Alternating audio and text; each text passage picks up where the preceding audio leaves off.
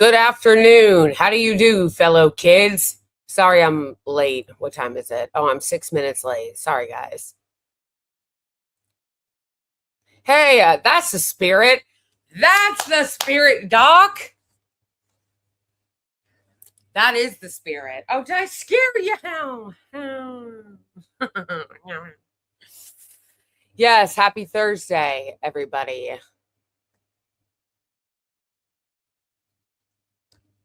I know.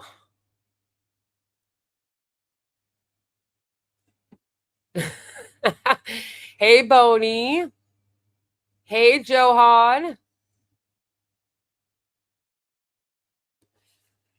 Hey, everybody. How's it going? Happy Thursday. Thank you, Doc, for throwing that up. Yes, please do like and share the stream.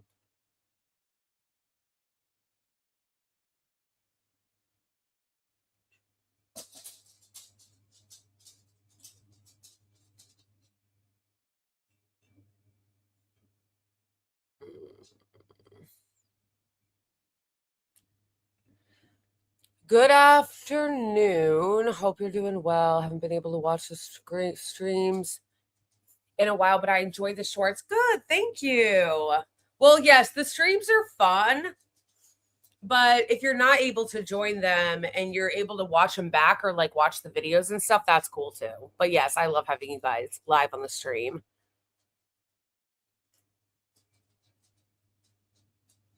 Oh my gosh, it is literally. Did you guys see? Wait, sorry. You know what? I think I gotta. Okay. Yeah, though it's crazy how it's storming here. Did you guys see? Oh, thank you, Doc. Thank you. Yeah, see, so you guys can be like safe. You know, I want this to be a safe community and us to have fun and hang out. And I just found out, okay, this is the reason why, like, I just found out that somebody else who live streams or who makes content was using his Discord to like prey on young girls.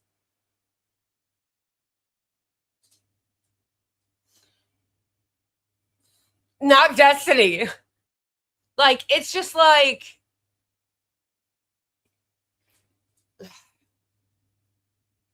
I hope you guys know that this is so that I am entrusting, especially in the Discord, for you guys to ensure that if somebody is doing such shit like that in our general Discord, that you kick them the fuck out. And I do trust that you will. Because this, first of all, what this person was doing allowing minors in there is insane. Like, what are you doing? I'm so sorry. Like, you have absolutely no business talking to a minor. I do. I trust you, Boney. And I know that you guys do. That's what's so good about having people in the Discord to like watch out for that kind of shit, because it's like when we say that there's no room for that kind of shit in our community for racism and sexism and homophobia, transphobia, I also mean this needs to be a place where we don't tolerate predators. Okay? Like, the fact that this guy was saying this kind of shit in his Discord and nobody was like, what the fuck? Absolutely the fuck not. Well, you guys can trust too that I will never use Discord as a way to prey on someone, to try to like go after some young like 14-year-old guy to be like, hey, which is just crazy, bro. It's just crazy. No, literally, it should be taught. And also, like, a person under 18 doesn't have any business in a Discord with a person in their fucking late 20s. This guy's like 29. No.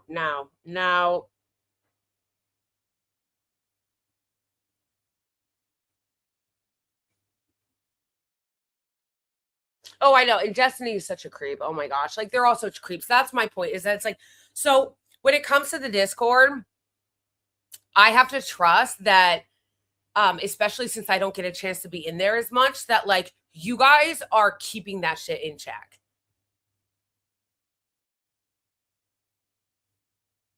Totally. And that's totally fine, Dom. But I'm saying if you're ever in the Discord and you see something sus like that, tell one of the mods. Tell one of the mods. That's all I'm saying. That's all I'm saying. I'm just furious that this guy did this, and then the way that a lot of the people in his community are treating this girl. He straight up put her photo on his TikTok to do some epic clapback against her, where he made this video and he had like music and shit. No, it was so embarrassing. It was so embarrassing. He made like a response video where he had like music and shit. The way you would do like a clapback on somebody to this 16-year-old girl, bro.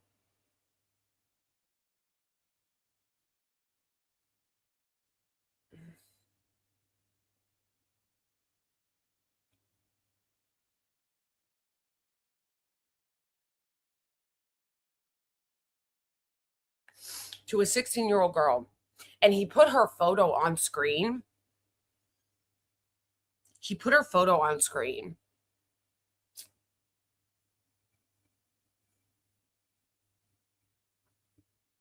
Yeah, she's 16. And then he wanted to clap back at her. So he made a video disparaging her and calling her a liar and put her fucking photo on screen. A 16-year-old. It's just disgusting.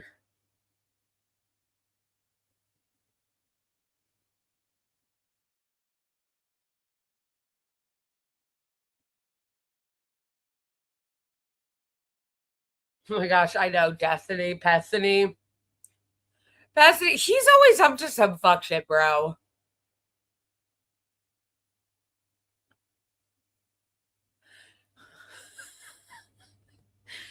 Destiny. Oh my gosh, that's good. That's good. That's good. That's really funny. Destiny.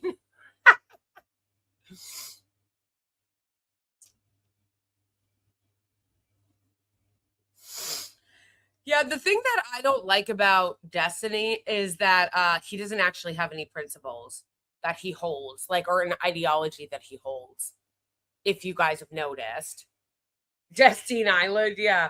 If you guys notice, he doesn't actually have a fixed ideology or like morals that he like holds himself to, or any real political morals or like things that he holds himself to. He basically is just a debate bro that like will do anything. You know what I mean? What are you putting on your face? This? The Metacube stick? I didn't see it in the YouTube store. I should have tagged it.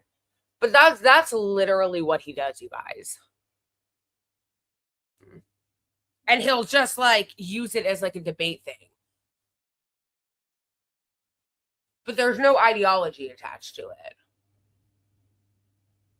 Like, for instance, Israel and Palestine, first of all, he has the nerve to make fun of people and say that they don't know anything about Israel and Palestine when he admittedly didn't know anything about it before October 7th.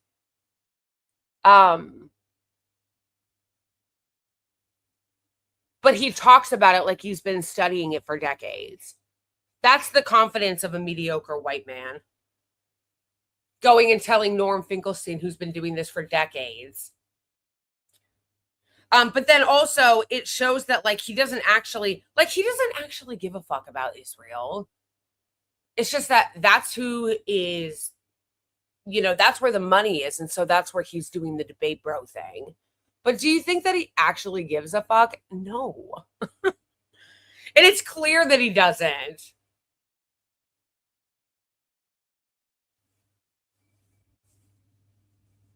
You know why there aren't really people with principles left? Because that is not what is rewarded. Like, genuinely. People love to say, like, oh, if you're not a good person, that's going to come back to you if you're not a good person. It's like, no, that's actually not true. That's actually not true. The arc of the moral universe does not bend toward justice, actually. And people who are scum are actually always rewarded. Like, I just saw a video yesterday. I wasn't familiar with him. This guy named Jay Shetty, who apparently was like a monk and got like his fame and his following off of being a monk, and then telling people that money didn't matter, that it's about morals and it's about inner you and inner spiritual work and this and that. And then he totally sold out. It came out that he stole people's ideas and content. He would like go through TikTok and steal people's ideas and content and use it. That came out. Then he hired a crisis PR firm to like manage the crisis for him, and it eventually went away. And over time, he recently has signed a $150 million podcasting contract and is wealthy as fuck. So who won?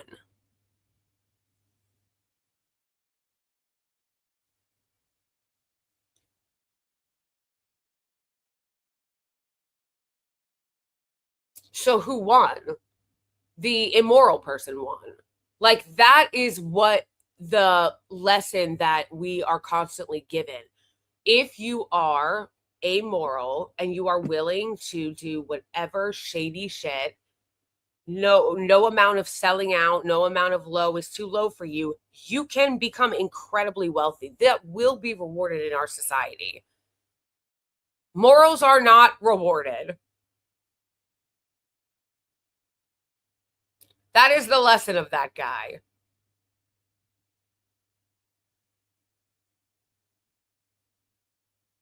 Right. That was it. That was it. He had a book that like went super mega viral, like sold a ton of copies. He was like a celebrity guru, and like now he's a billionaire, which is hilarious considering that he was a quote unquote monk. And the lesson that is sent in that is you can be evil and sell out, and you will be rewarded for it. That's why I'm always like, when people are like about like sellout content creators and influencers and stuff, when they're like, oh, those people are just stupid, especially the right-wing ones, when they'll be like, oh, those people are just stupid. It's like, they're not stupid. They know where the money is.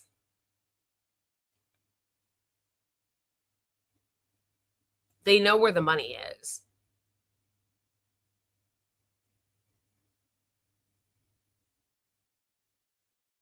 Hold on, I'm going to sneeze. I feel like I'm going to sneeze.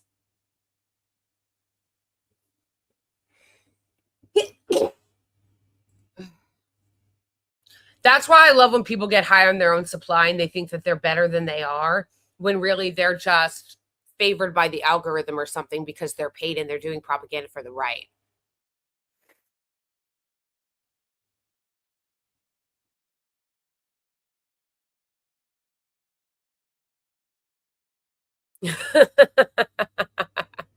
What a piece of shit.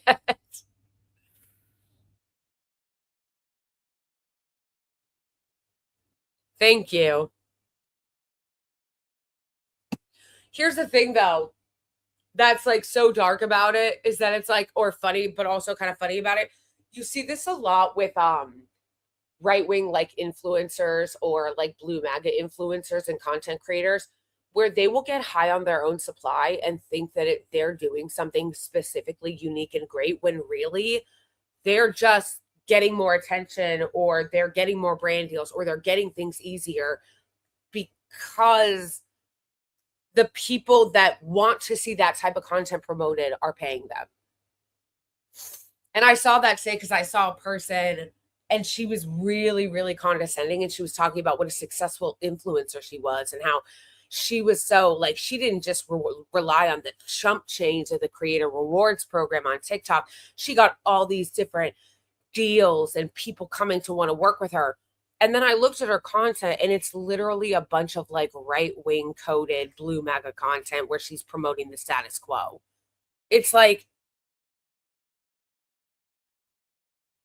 and you don't think that that has anything to do with why they're going to you? Bruh.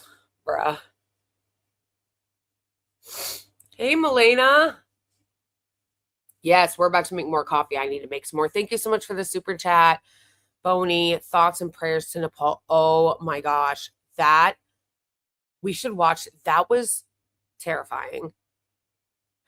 That was terrifying. Yeah, we should talk about that for a minute. That was fucking crazy. Melvin, what are you doing? Melvin.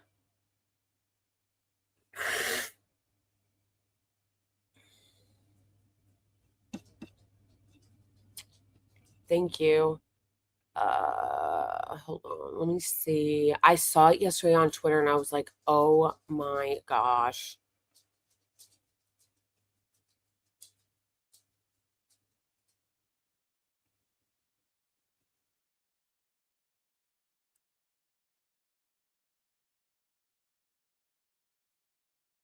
Not only is climate change real, it's here. Like, I feel like so many people think, like, oh, it's something that's going to happen in the future or something that's all going to happen at once. I think people tend to think that they think, like, it's something that's either going to happen in the future or it's something that's all going to come at once. It's like, no, bro. It's here. It's literally here. We see it all the time. We recently saw the volcano. Where was that? That horrible volcano?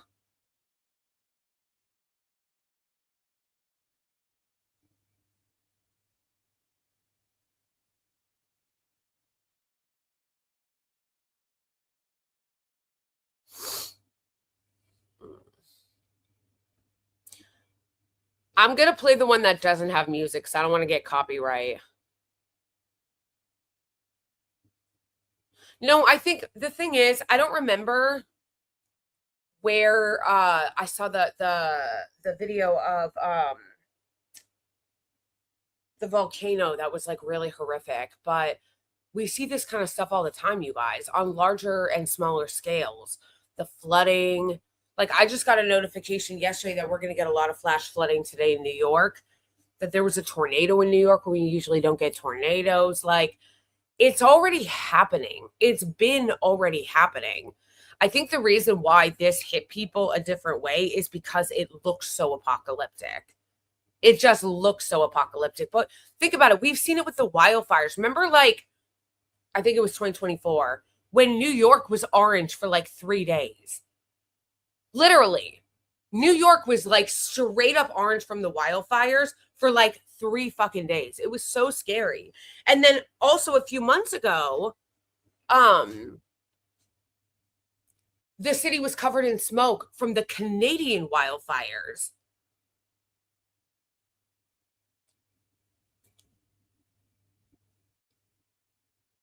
Right. And we've already had a lot of flooding in New York. It's crazy, you guys. It's like, so it's already here. It's been here. And it's just gonna get worse. It's just gonna get worse. That's why the refugee crisis is only gonna get worse. I think that the reason why Nepal hits people so hard is because it looks like fucking day after tomorrow.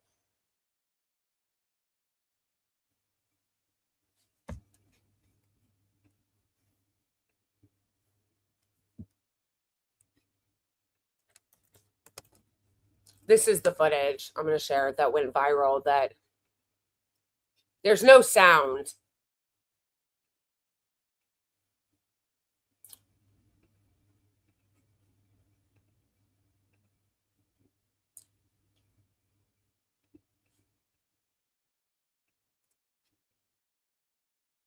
It's so horrifying too because all these people are running and you see when it happens that it's like no amount of running or hiding would have done anything.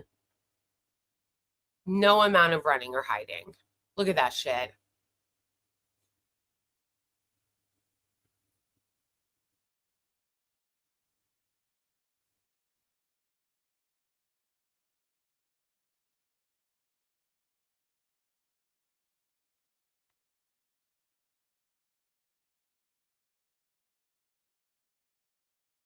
That is so scary, bro.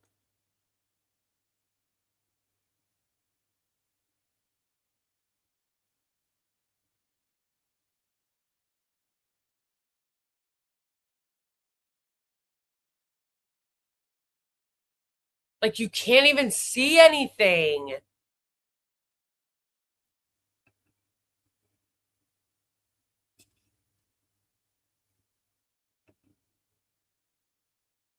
Just look at that. Wiped out. Wiped out.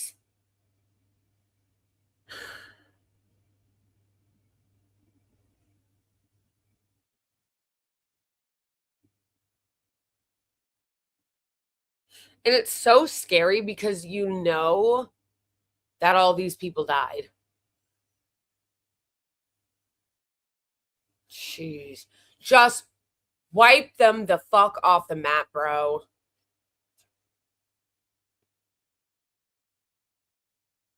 Do you have any that don't have sound though? Because I don't want to get a copyright. Let me check. Or that don't have music, I should say. That's where it gets dicey.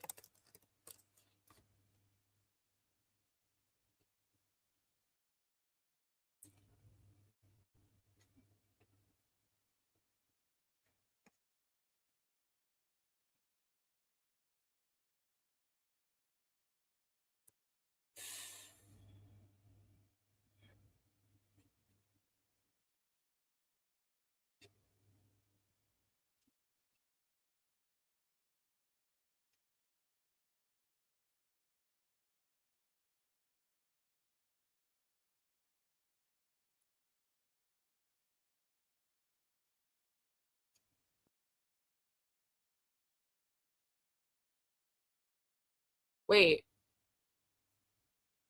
Did you post it in the general Discord, Boney, or did you send it in a DM?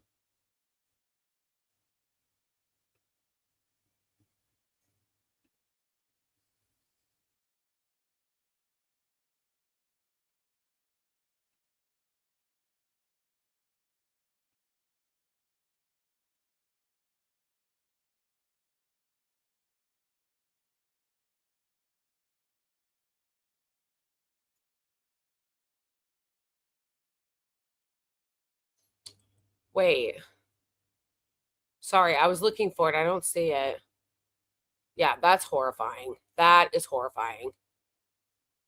Also, when we were talking about climate events that happened this year that were like catastrophic, speaking of which, and again, people don't react to them as much because they don't look like this. Like, people react to things that look like that look apocalyptic, that look like the day after tomorrow. But like, think about it this way too.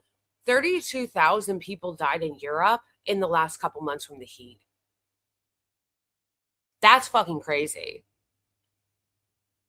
But because it's not like they died by getting wiped out in water or something like, like the way that what I'm trying to say is that like things make bigger news when it's like more dramatic the way that they die, or like it's more like theatrical. That's not like I'm not saying it right, but like I feel like you guys know what I mean. Like when it's not as, I keep wanting to say theatrical and that's not the word.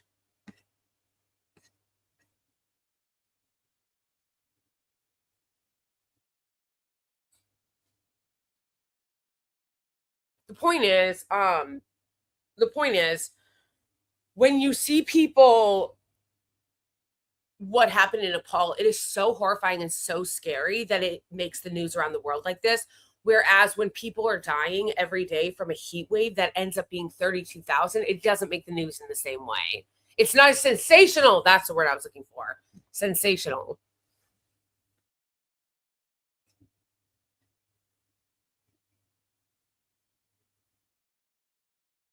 Yeah, but that's fucking crazy. 32,000 people? That's like a town.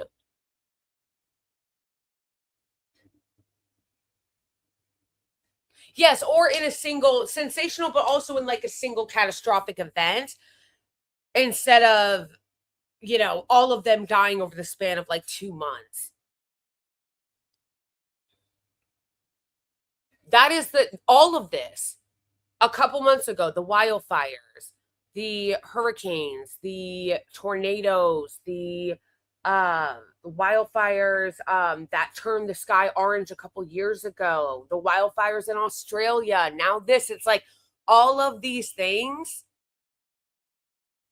are a result of climate change. And not only is it going to kill a lot of people, as we're seeing right now, it is also going to create a refugee crisis, the likes of which people have never seen, which is why the right wing continuing to deny it is so, all right, keep denying climate change as it continues to create more climate refugees, because that's what the fuck is going to happen.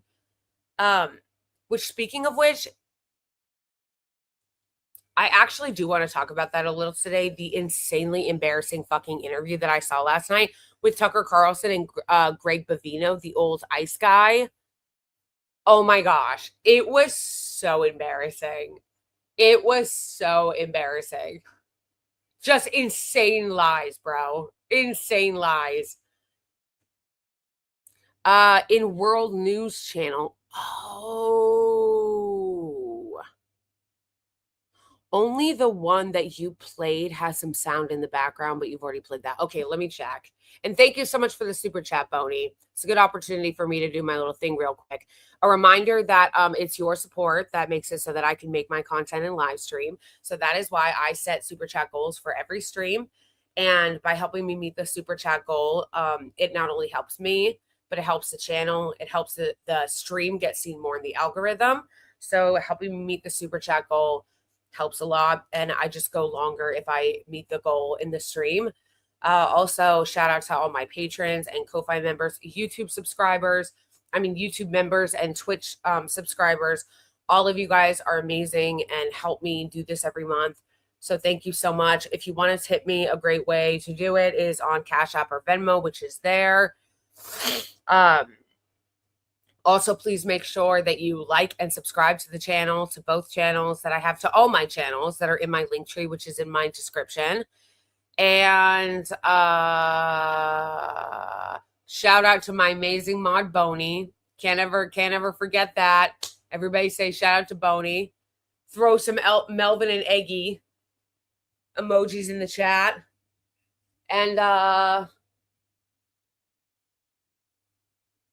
if you want to help the channel, but you can't monetarily, that's cool. You can like and subscribe and just interact with all my videos that I post, whether they be shorts or long form videos.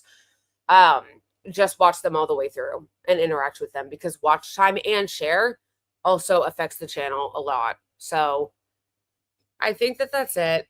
Thank you so much. Boney is throwing all of these in there, so thank you.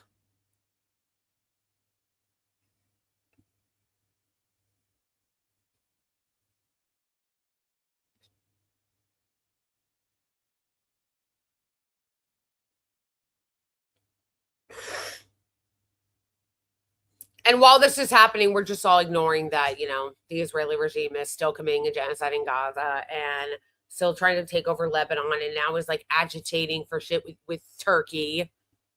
Thank you for the super chat. I appreciate it, Zin. Thank you, Clay, for the sticker.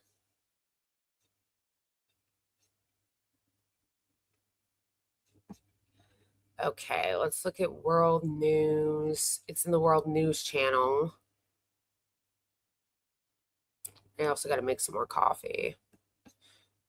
Oh, yeah, I forgot to say that,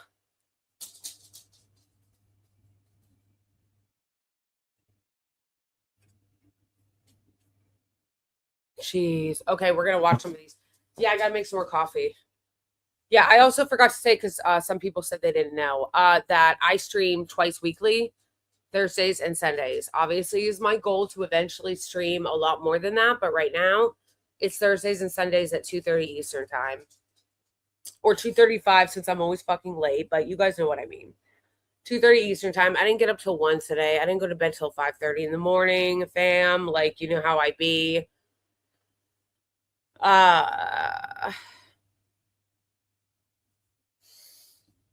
I mean, W's in the chat for Boney, because Boney's always hitting them W's. True.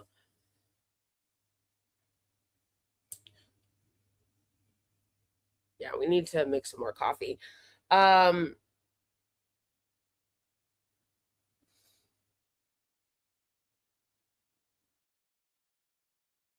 Hey, thank you.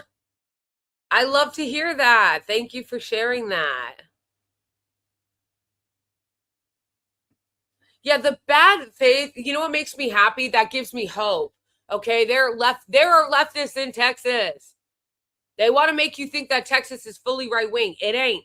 It ain't. There are leftists in Texas. You just don't know it because Texas is a red state, but also Texas has a ton of gerrymandering and voter suppression. So they make it seem like it's more red than it is.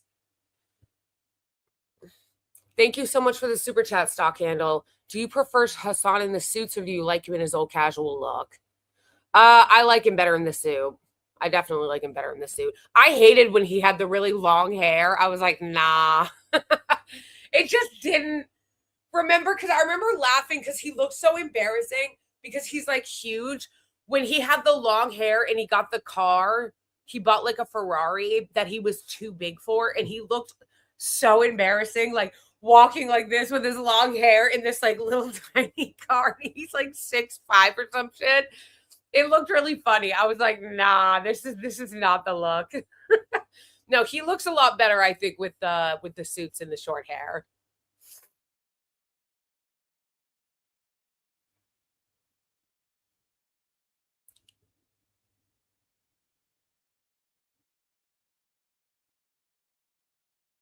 You're right about that, Dawn. There are a lot of Republicans in California, and people don't realize that. True.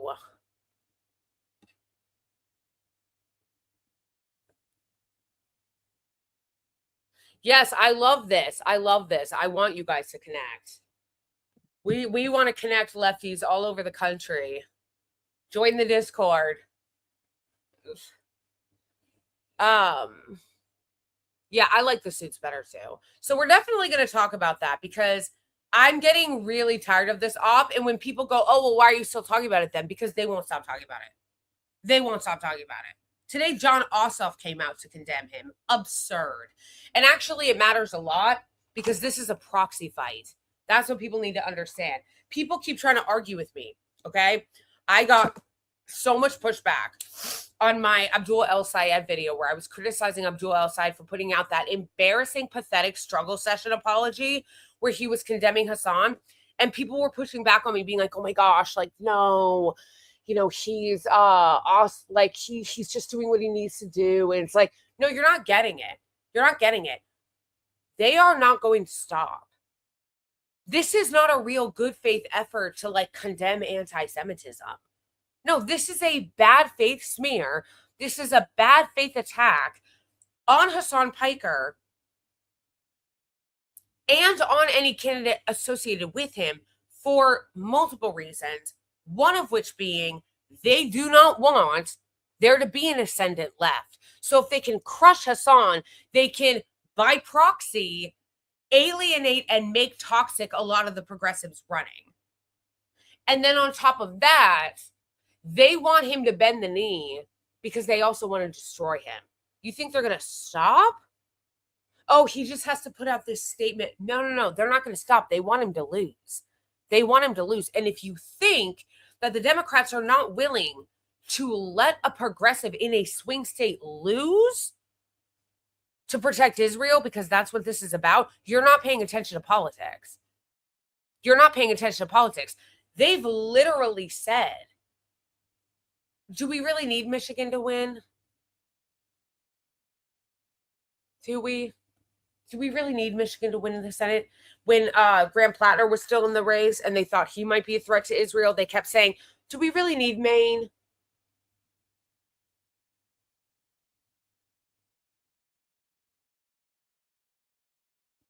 Which, by the way,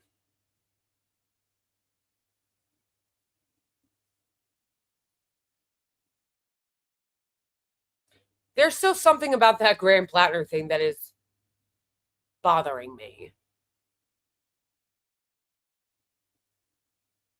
Not that I don't believe that he would hurt a woman.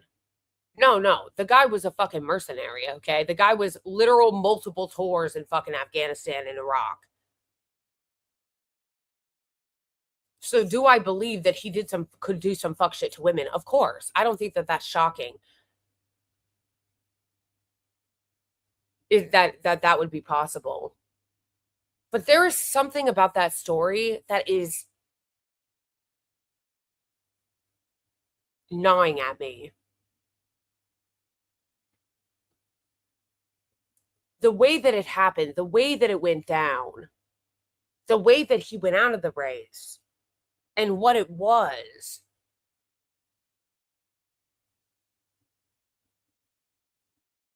There's just something about it that it's not making sense. And it's hard to explain, but it's not adding up. And there is a little bit of it's giving up. I don't know. Like, it's hard to try to explain, but like, there's just something about it. And we'll have to come back to it later because I know that's like not the focus of this. There is something about it that is just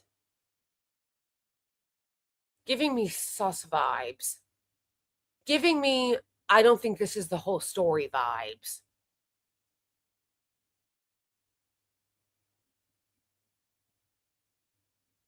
I don't know. Thank you so much for the super chat, Comrade Cranky. I'm 76. I live in Texas, and I say, make Israel Palestine again, free Palestine, free Cuba. You know, I really love that. Thank you again, Comrade Cranky, for the super chat. I actually really love when I see, because you guys know I make fun of boomers a lot, but like, I actually really love when I see boomers being on the left.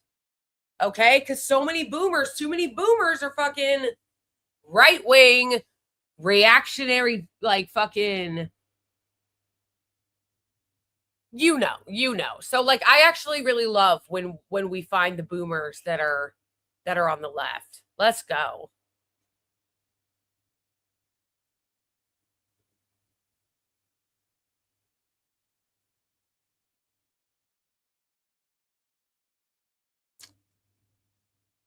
Yes, exactly. It's a lot of those things. And again, I know there's going to be bad faith people that try to twist what I'm saying and say, like, oh, are you defending him? Are you saying that a guy who did multiple tours in Iraq and had that tattoo wouldn't be capable of hurting a woman who was an alcoholic? No, of course not. Of course I wouldn't say that. Like I said, if that turned out to be absolutely true, everything she was saying, it would not surprise me at the fuck all.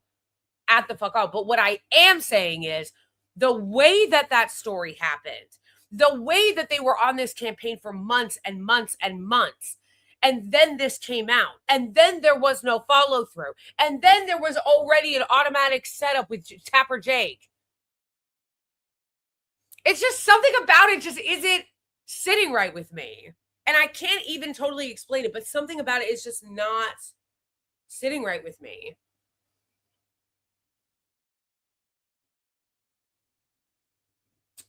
Thank you so much for the super chat, Stock Handle. I appreciate it. I appreciate the $19.99. Thank you. They can't go after AOC, Zoran, or Bernie because they are too popular, so they're going after Hasan as he is easier to attack. As for Plattner, I loved him. The timing appears that he was rat fucked, but he essayed that girl. Yeah, I don't know. You know what I mean? Like, I don't know. But there is just something, and I'm not saying that she's lying. You know what I mean? Like, I'm not being like, oh, she's a lying hussy. You know, it's like, I don't know. There was never really any follow through or follow up. He never even addressed it again after that happened. There's just something about the story that it doesn't make sense. I don't know.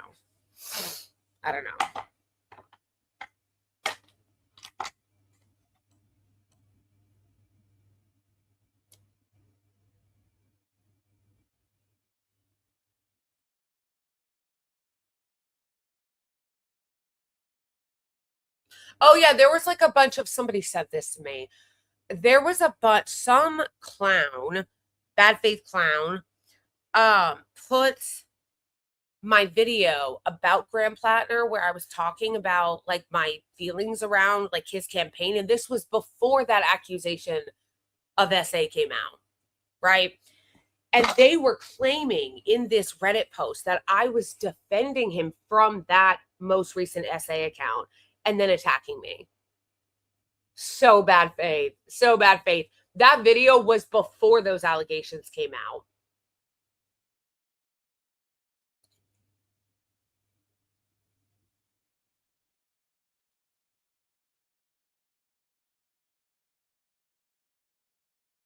Which is great. Which is great. And I was fine. Like, I'm fine with that, because if you're getting accused of doing that to a woman and you don't like have a good really like rebuttal of that, and you can't definitively say like this did not happen, I'm not, then get out of the race, right? I wasn't mad that he dropped out, because it's like, I'm sorry, like, you're getting accused of something very serious. And again, I'm not saying even that I don't believe her. I think it's totally plausible that she is telling the truth. However,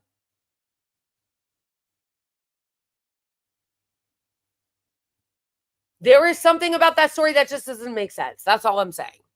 That's all I'm saying. There's just something about it that I hear it, and the way that it happened and the way that it went down, and I'm like,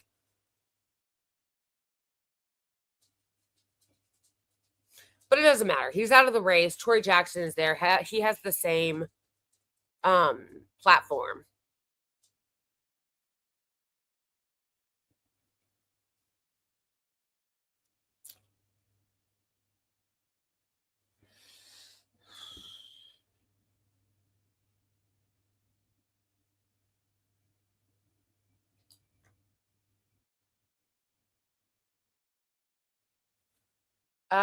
Yeah, we're gonna go make some coffee.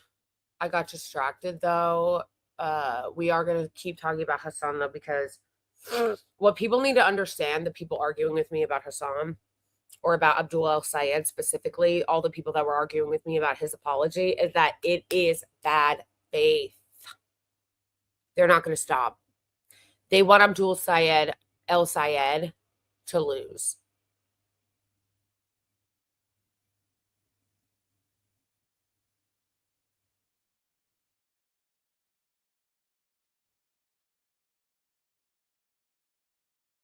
Reddit's pretty filthy in general. That's true. It's just like, normalize just admitting you don't like someone because you don't like them. Like, literally in that Reddit that somebody sent me, which, by the way, I don't even like when people send me stuff like that. I don't need to see a bunch of bad faith liars shitting on me. Like, so the person who sent that to me, I was already annoyed. I was like, I didn't need to see that. Like, but then second of all, it's like, they were literally so bad faith accusing me of saying things that I wasn't saying, accusing me of putting the video out after those allegations had come out, when the video was before that. Like I said, when those allegations came out, I was like, well, yeah, obviously, if you're going to get accused of something that serious, you do got to go. You do got to go. Because if that's true, yikes, that's not acceptable. But of course it was bad faith. And then a bunch of people in the comments were enraged that I had water on my shirt. Yeah, in this Reddit post, because I had like a little speck of water I had cleaned off from getting coffee on my shirt. They were mad that it had water on it. Anyway.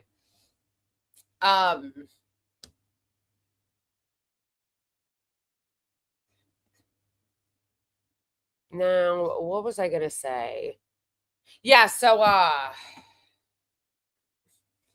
the thing about what is going on with Abdul El Sayed is that people seem to think, and a lot of the people that were arguing with me about his apology and throwing Hasan Piker under the bus, that if he did that, they'd leave him alone. And again, I got news for you. They're not going to leave him alone.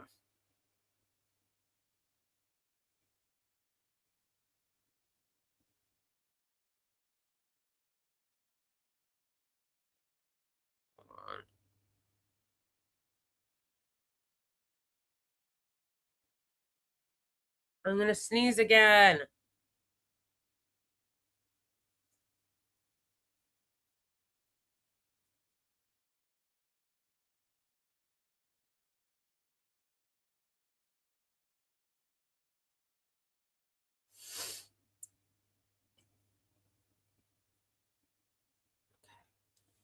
All right, let's make some. Hey, Absra.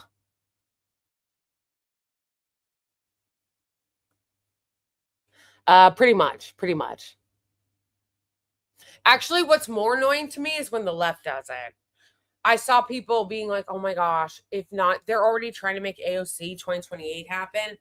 And so I reposted a GIF where I'm like, no. And people were so upset. They're like, what do you mean? What do you mean? So what, you don't want universal health care? Is that what you want? You don't want a universal? Like, it was really embarrassing. I'm like, I'm going to need you guys to not act like that. I'm allowed to say that, no, actually, I don't think that AOC is going to be the savior that you guys think she's going to be.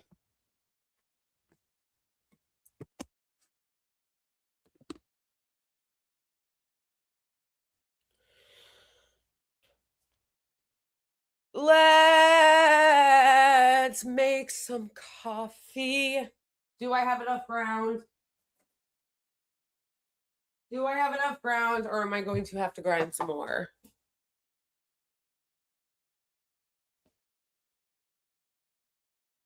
Yeah, so, oh my gosh, I'm gonna sneeze. Why do I keep sneezing? Oh, you know what it is? I just realized this. It's the rain. Weirdly enough, when I sneeze a lot, or when it rains, it sometimes makes me sneeze more. Does anyone ever get that?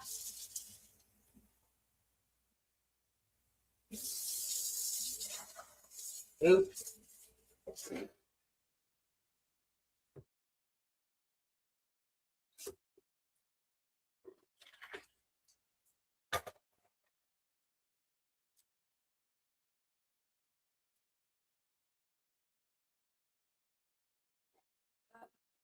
Here's what people don't get about AOC is that you can't have somebody that weak running for president. Sorry, not sorry.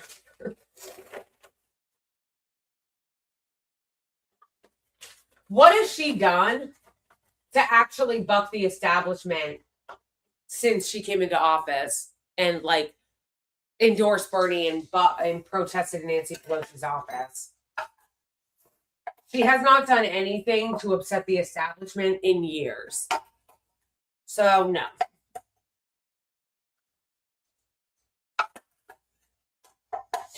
Like, what people don't seem to get is that if we really wanted to have like a strong left wave and movement, you would need to have somebody who was not afraid to fight with the establishment, not afraid to fight with the media.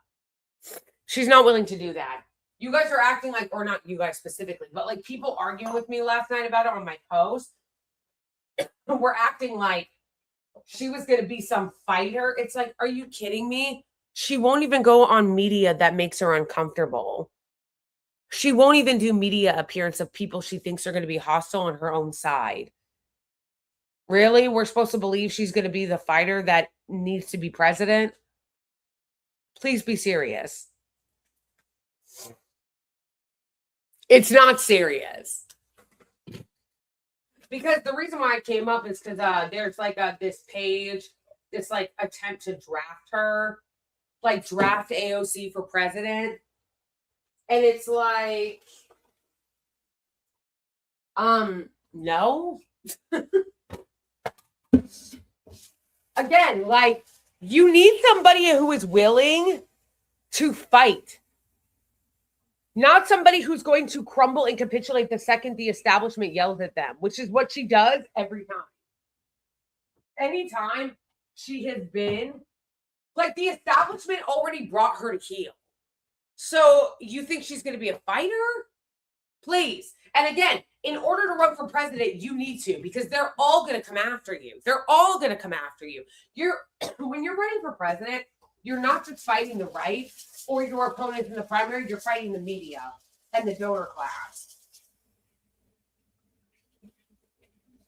And that's something that Bernie Sanders did not seem to understand. I feel like people don't learn lessons ever. They don't learn the lessons from Bernie's 2020 campaign, because one of the problems with Bernie's 2020 campaign is that he was weak. That was one of them. He was weak, and he refused to fight Joe Biden when he needed to, and he refused to fight Elizabeth Warren when he needed to, and he refused to fight the media in a way that he needed to. That is the problem. It is not enough. People think that because AOC has good policy and that she votes the right way, that it's enough. It's not enough. First of all, she's way too cozy and comfortable with Zionists. Way too cozy and comfortable with Zionists. But then also, again, when it comes to running for president, it is not enough just to be in a position of having good policy. You need to be a fighter. And you watch how Bernie Sanders could not do that. And that was part of the reason why he lost.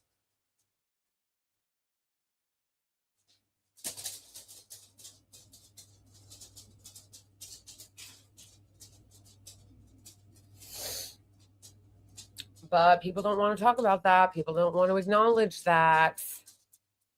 Again, like, oh, I know. Also, people already trying in 2026 to be like, she's the only one who can win. Accept it. It's like, that's fucking crazy. We could have somebody come run for president that we don't even know who it is yet.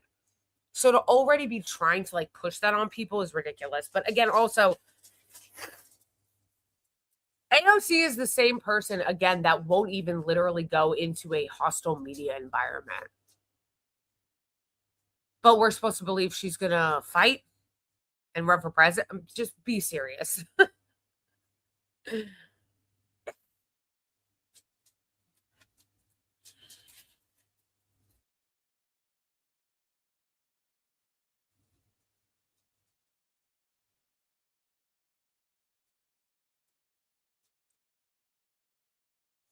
No, at this point, Hasan Piker should just run for president, honestly. At this point. He's all they talk about anyway. Actually, Hasan Piker should run for president. Here's my pitch why he should. He's right on the policy, and he is proving in real time that that he is willing to fight the establishment and fight the bad faith media and Zionists that are constantly attacking him and smearing him.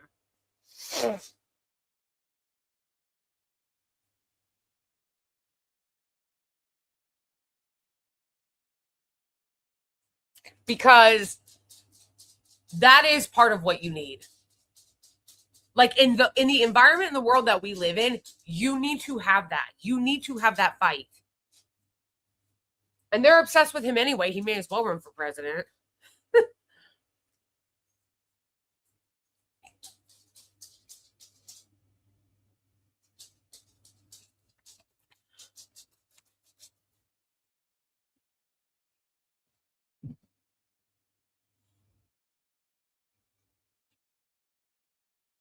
Thank you, Texas Rebel. I appreciate that.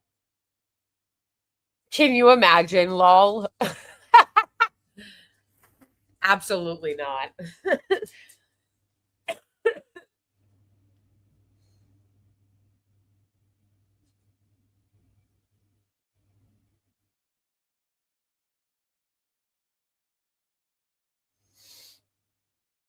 See, Mamdani would be better, but people are like, oh, well, he's not from America. It's like, so?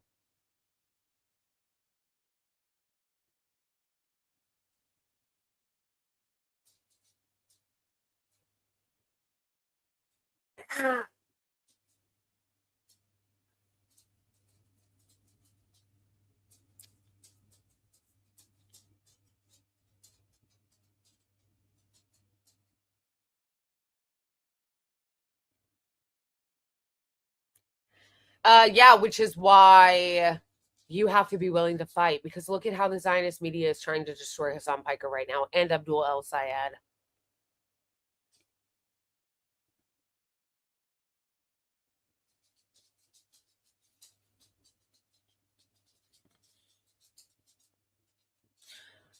Fuck John Ossoff. Fuck John Ossoff. Not only is John Ossoff a fucking hack, okay? We talked about that hack sitting there with some, I don't support abolishing ICE. I don't support Medicare for all. I don't support expanding the Supreme Court, the filibuster. But also, it was John Ossoff who came out today to condemn Hasan Piker. No, it's the new do you condemn Hamas? Literally. Oh, I think Melvin wants to go outside. It's literally the new do you condemn Hamas? Oh, sorry. I forgot to watch the Nepal videos. Let's watch this really quick, and then we'll get to the Hasan Piker story.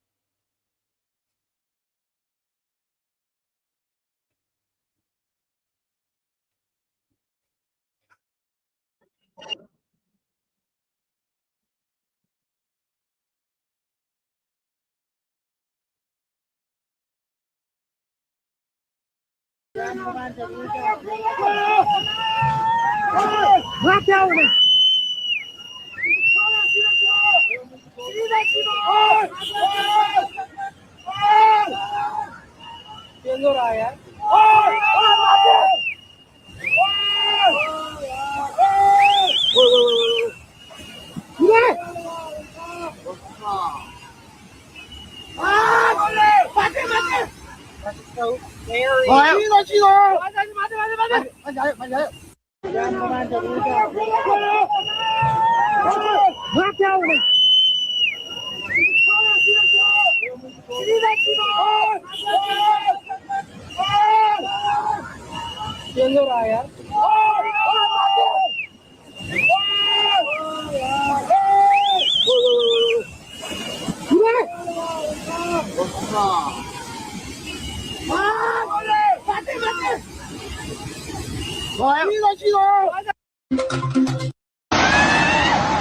No!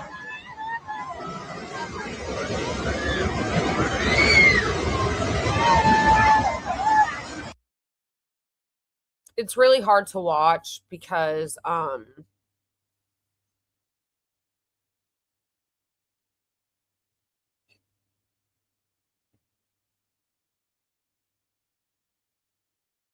it's really hard to watch, especially their screams. Their screams are horrifying because those are like screams of people who are dying or who know they're about to. Like it's horrifying.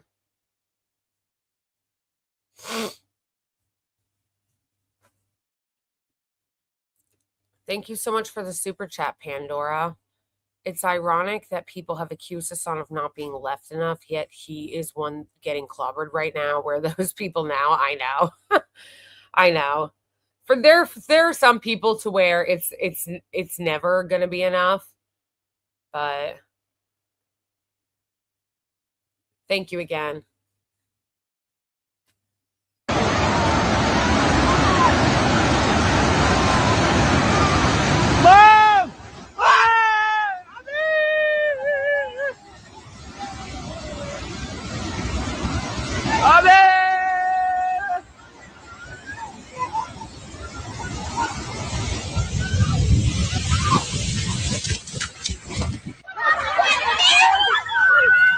Karen Chabla, Karen Chabla.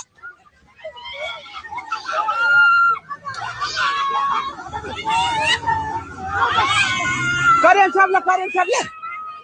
Karen Chabla, Karen.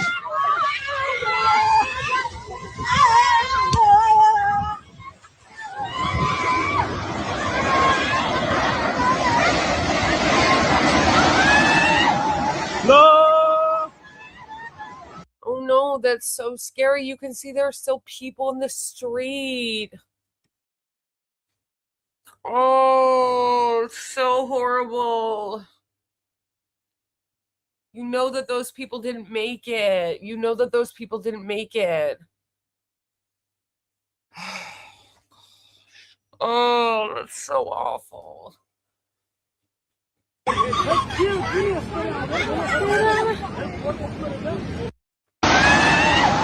No.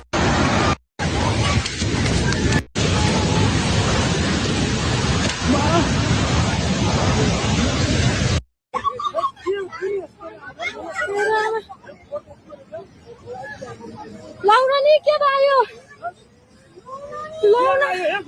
Pero ama. Pero ama cuatro años. Is that a person? Lona ni.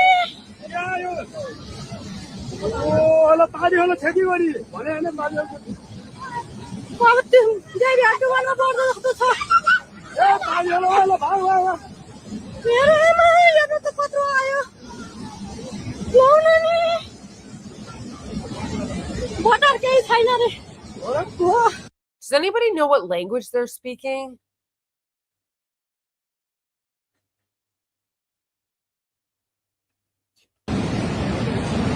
Ama kago dia lah yo. Dia tu tanya bisa ke?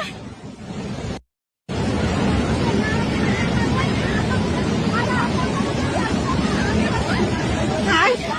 Lona ni. Yeah, that's what I was wondering too.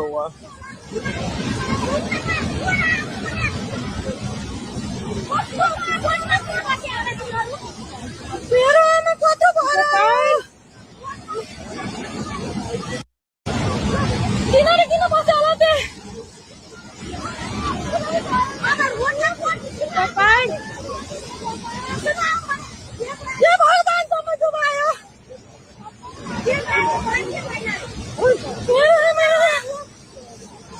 Jadi Tuhan mau pare मंदिर हेरो समय लगायो मंदिर छायो के कोही जाउरो सन्त पुरै त्रिशुली आमा लाइभ यो चाहिँ है गाइस यस्तो लाइभ छ ओहो पुरा ड्याम फुटेर आयो पुरा चाइनाको ड्याम फुटेर आएर छ Bro, look at the car on the other side. How did the water not wipe that out?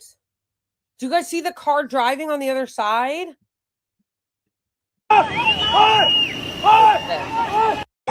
पुरै त्रिशुली आमा लाइभ यो चाहिँ है गाइस यस्तो लाइभ छ Now, for some reason, the wall is hitting. पुरा ड्याम फुटेर आयो पुरा चाइनाको ड्याम फुटेर आएर छ आमा ल यहाँ हामीले अब ओहो यार यो पुरै ड्याम फुटेर आएको यो घर गयो ल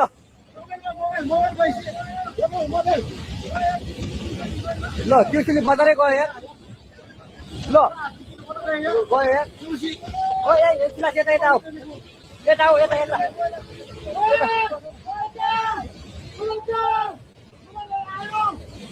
आमा यार बजारै गयो यार यहाँ बसौँ ल अलि टाढा बसौँ टाढा यो पुरै ल घरहरू जम्मै गयो ल Oh my gosh, look at it taking down the housing. घरहरू जम्मै गयो यो पुरै आमामा ड्याम यार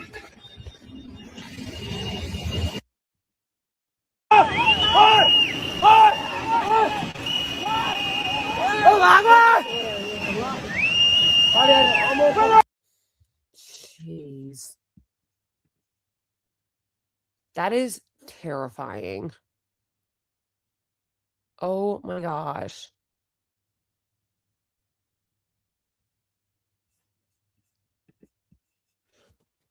Hold on.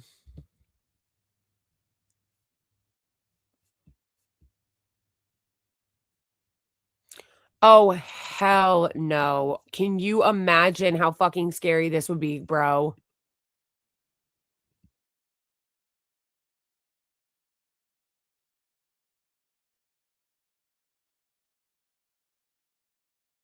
Oh my god. Oh, fuck no, bro.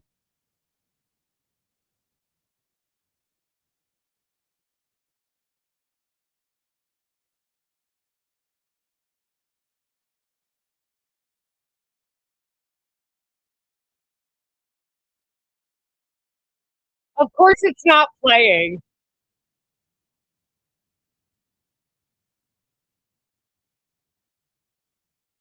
Of course I wasn't playing it.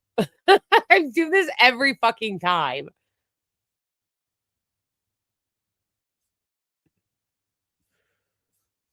Look at that. Hell no. Oh, this is fucking terrifying, bro. Oh my god. Oh boy. La mà. Khola mấy guys khola. Oh my god. Oh my god. Bhare. Bhare bhag get out bhag.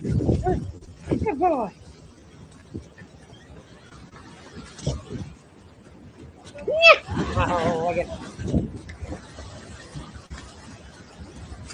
Oh,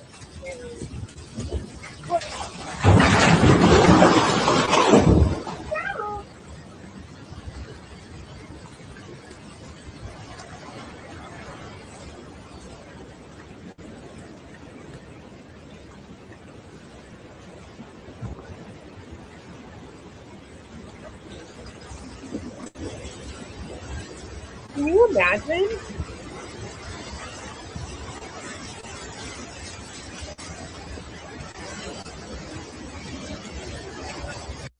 It really does show you the frailty of human life, though. Like, that's horrifying. You look at them and they look like little dots.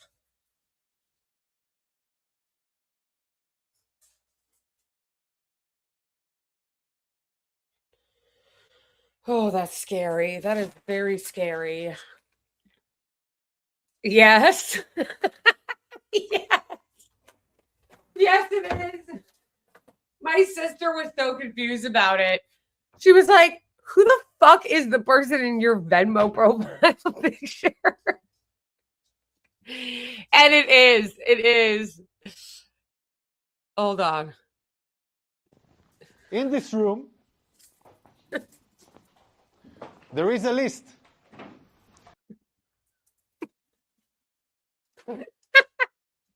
No! Wait. No, where'd it go?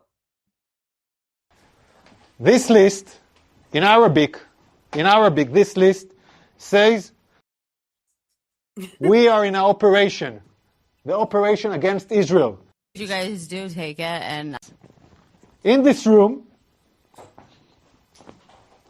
there is a list. what did you guys do? Take it and do something crazy to it? So yes. Don't get confused. If you're confused and you find my Venmo, that is my profile picture, yes.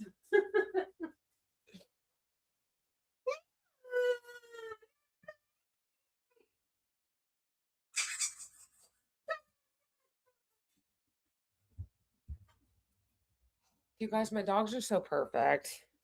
There is Ali.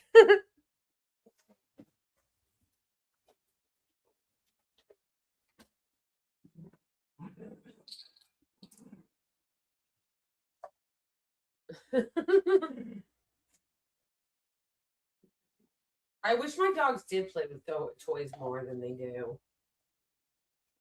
They really don't. My little dog loves toys. It smells so good, you guys.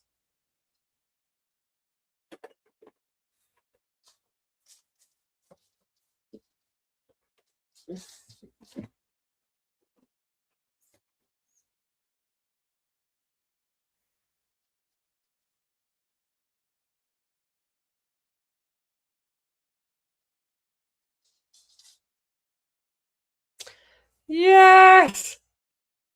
I was actually just looking over my Eggie and Melvin emojis last night and admiring them. I was like, they're so great. They're so cute.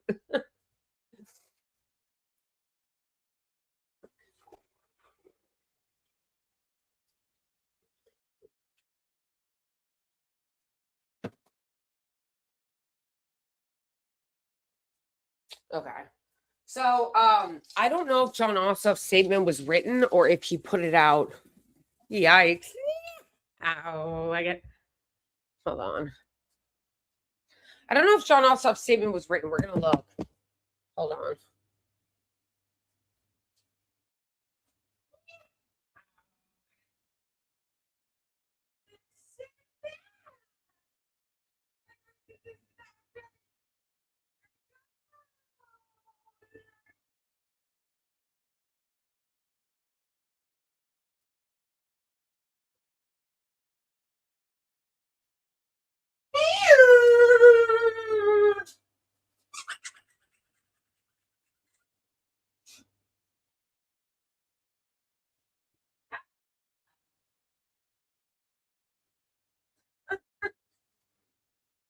See, they'll like grab the toy and they'll play with it for like a second and then they'll drop it.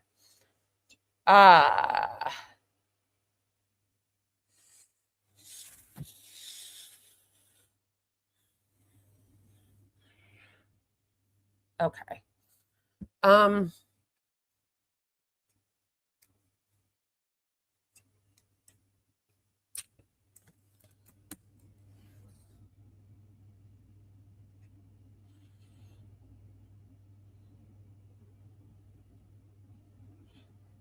This is what I mean, you guys.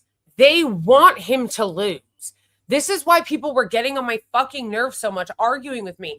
Oh, he just has to condemn Hasan Piker because what Hasan Piker said was anti-Semitic, and even if it wasn't, which it was not. But even if it wasn't, you know, he's got to pivot to the general and he's got to distance himself. It's like, no, you guys aren't getting it. It's never going to be enough because that's not the goal. You think that it's going to be enough for him to just condemn Hasan Piker and then they're all going to move on and leave him alone? No, they want Abdul El Sayed to lose.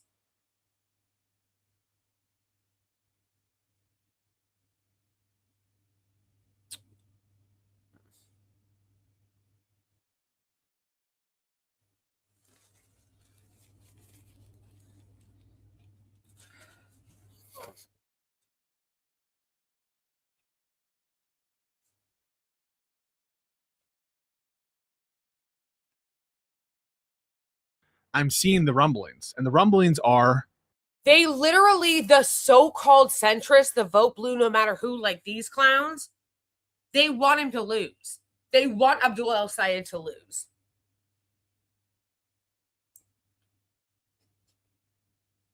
Oh, we're just worried about Democrats being able to take back the Senate. Bitch, you're not worried about Democrats trying to take back the Senate. This is what I need everybody to understand.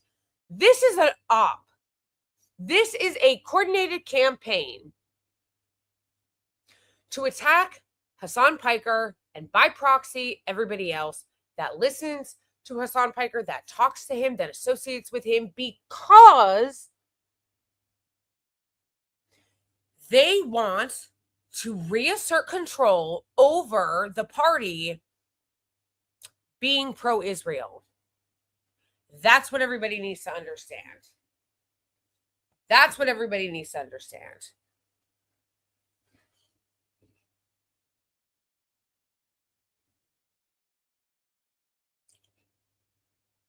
Maybe I should move over here. This is not a very good couch. This is not a very good couch. I use it as a seat for all my editing and streaming, and I guess I'm putting an ass print in it. I'm putting an ass indent in it. But this is just not a very good couch then, because even if you sit in the same place for a couple of hours, you shouldn't put an ass dent in it.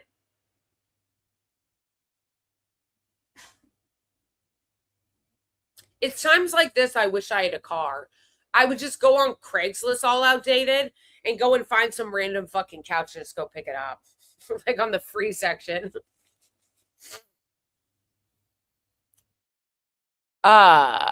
No, okay, so here's what people need to understand.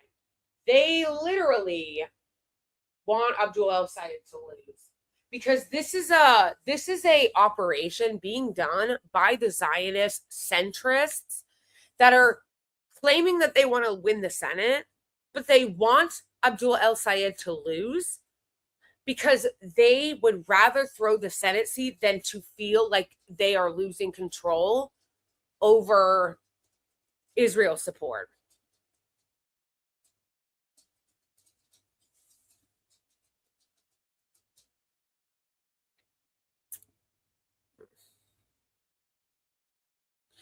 Yeah, but that's foolish because they're never going to support him.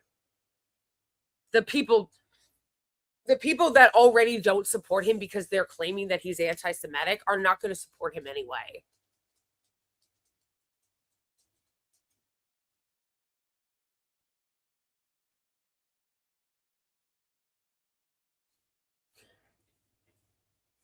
That's what that Michael, what was his name? Michael,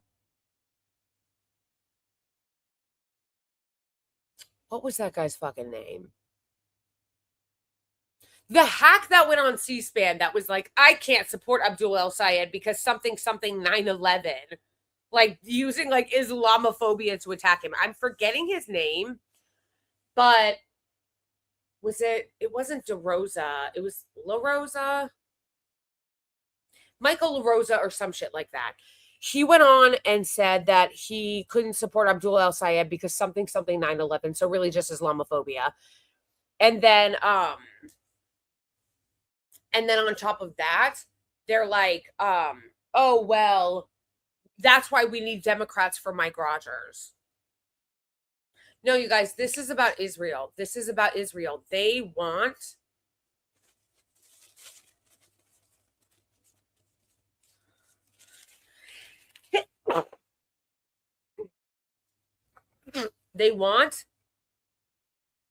for the party to be back in the hands comfortably of the pro-Israel lobby. And because of this, this is a coordinated campaign. Thank you. Somebody said, bless you.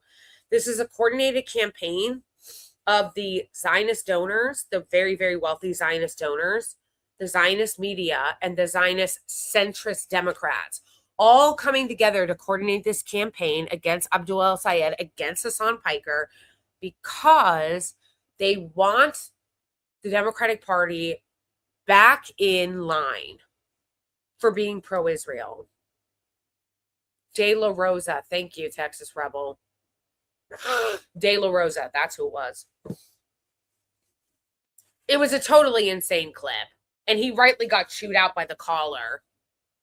Like, it was a totally insane clip.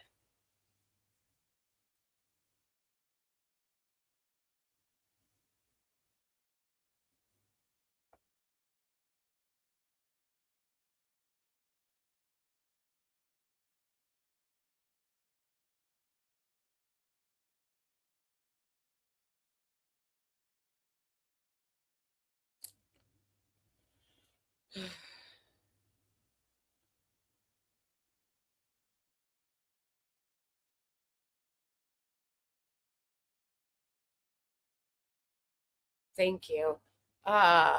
Somebody said bless you. Yes.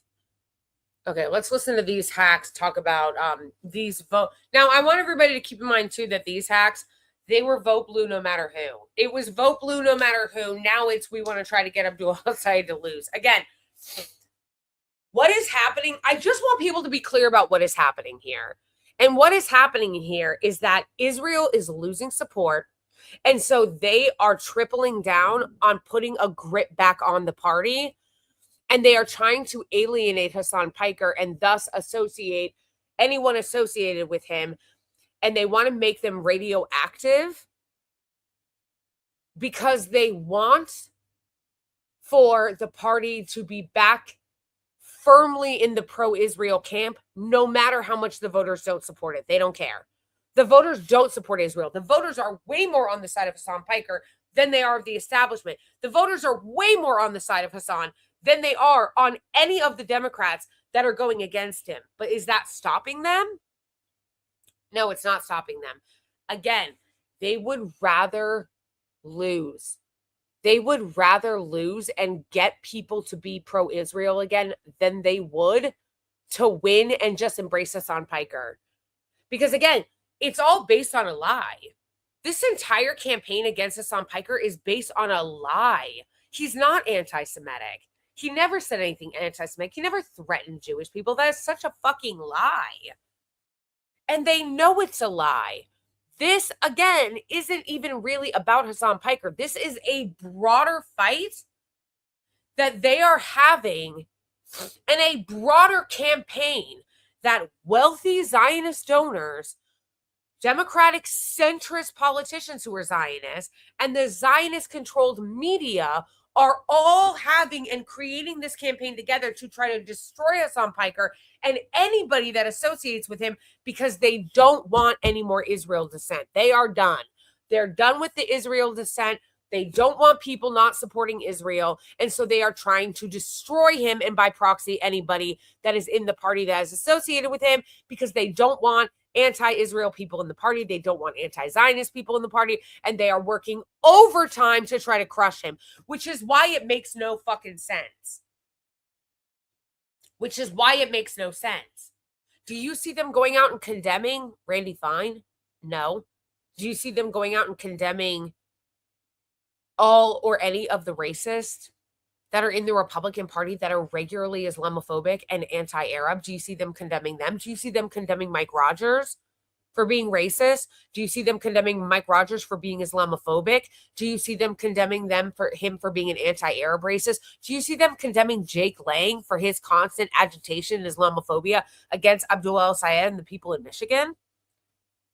No. No. Because it's not about that. Instead, you have every single Democrat, not limited to, but including John Ossoff, Abdul El-Sayed, what's that one hack? Jake Auchincloss, all on a media tour to condemn him. All on a fucking media tour to condemn him. You've got Dana Fash going out on CNN and perpetuating the SA hoax.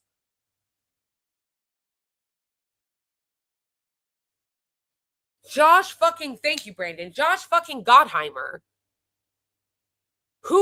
These people have no fucking credibility to speak on this. They're racist. That's what's amazing. I'm forgetting the name of the guy that put out the literal, like, novel-length condemnation of Hasan Piker. I forget his name. He's like a lesser-known congressperson. Was it Schneider?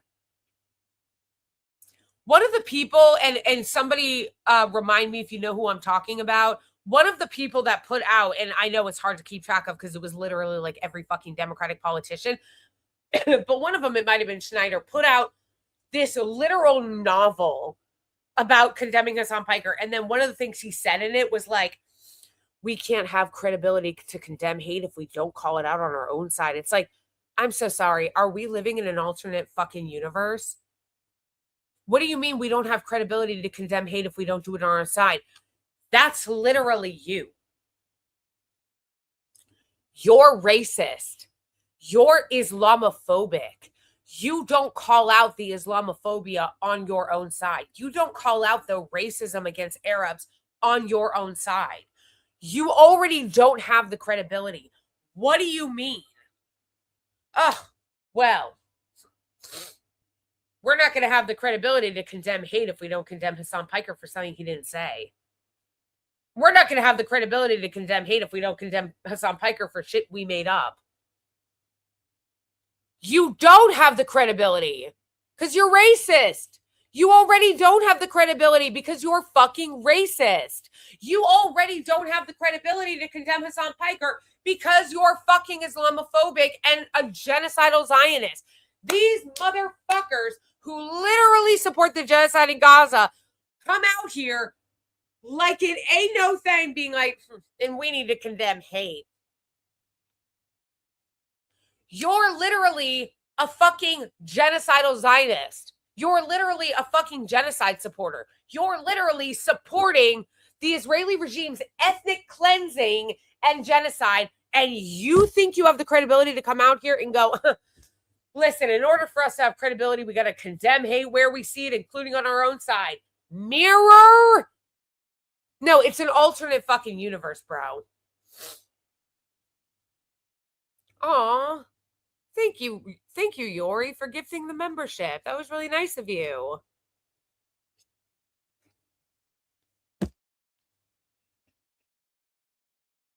But, like, it's actually insane. But that's what I'm saying. It's actually the fucking gaslighting in the alternate universe. It's the fucking gaslighting in the alternate universe. These people live in an alternate universe where they think they have the credibility to condemn Hasan Piker as they are openly genocidal, openly support the genocide in Gaza, openly cheer and support the ethnic cleansing of Lebanon, are racist as fuck toward Arabs, are Islamophobic as fuck, and don't condemn the Republicans who are racist and are sexist and are anti-black. They don't condemn them, but they're all focused on Hasan Piker for something he never even said. What does that tell you? It tells you it's not really what it's about. Aside from telling you that they live in an alternate fucking universe, aside from telling you that these people live in an alternate fucking universe, it is also, what it also tells you is that it's not about that. It is not about that. That is not what this is about. So anyway, let's listen to Timu Dr. Phil over here talk about some, Hasan. What's so amazing is, one more thing. I love when people do a this you and then show something that's like base as fuck, or do like a this you and then they show something that doesn't contradict anything you said. That's what Timu Dr. Phil tried to do to me the other day on Twitter. He posted a photo of me, of one of my tweets, talking about how I couldn't support Kamala Harris because she refused to stop supporting the Holocaust in Gaza, which I stand the fuck by, and also doesn't contradict any of my politics or anything I've said now. And he literally posted this very reasonable tweet of mine and wrote, this you? Yeah. Yeah. Like, it was so embarrassing. As follows. People. There's a petty side of this of like, it does feel kind of cathartic to watch him just get fucking buried by his own clips. After Watch he El thought it was Sayed gonna be buried or Hasan be buried? Hasan. And so, you know, like the petty stuff I reserve for Hasan, but they literally all hate him more than they hate any of the fascist right. They all hate him more than they hate the fascist right. It's amazing. not for El Sayed. I just want El Sayed to make better decisions. But if Abdul El Sayed goes on to win this race, it will be after he distanced himself with Hasan. And so there's no way that there's no way that Hasan wins. Person, exactly. He's fucked in this spot. So then and we're he good. He knows it too. So then no one should be. Then at this point, no one should be that's like. That's why I'm happy. I'm like okay. euphoric over the last 5 days. We're aligned because this is just unequivocally bad for Hasan, and he knows that. I'm seeing whispers of it, and it's something that I wanted to bring to your attention. Is that fair? I feel like I'm being ambushed. Right You're now. not being ambushed. My 2008 tax returns or something. What is this? Everything is fine. Why is you everyone? Make me nervous. Everyone's monka giga. No, everything is good. Well, not everything is good because I'm seeing the rumblings, and the rumblings are as follows. People want Abdul El Sayed to lose his election against Mike Rogers. What do you think of that? Well, are you seeing that? About this, but are you seeing that? I follow a lot of people, and I would say there are maybe like it's rumblings. 4 or 5 people that I follow, purely out of spite. And they lay it on real thick, that spite. They want him to lose. Let's be honest. You want the Fox News attacks to occur, right? Absolutely not. No. Well, I thought you started this conversation that you liked it. That you wanted the Fox News attacks. I mean, like all things being equal, like in a vacuum, I don't want my candidates who are running in swing states to have to, deal with this kind of coverage on Fox News. So I'm not rooting for that to happen. It's obvious. First of all, a lot of them are paid. So let's not get that twisted. A lot of them are paid. A lot of these creators are paid. But then also, and paid by Zionist organizations. But then also a lot of them are lunatic Zionists themselves, and that's why they hate Hasan. And really that's literally what it comes down to. A lot of these people are either genocidal Zionists themselves, or they're paid by them, and they hate Hasan because he's pro-Palestine and he constantly criticizes the Israeli regime. They don't want that. They can't have that. That's why they hate him. No, I know. They really are, though. They really are.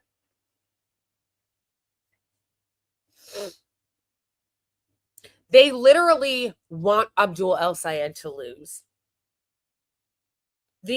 Let's take back the Senate. This is so important.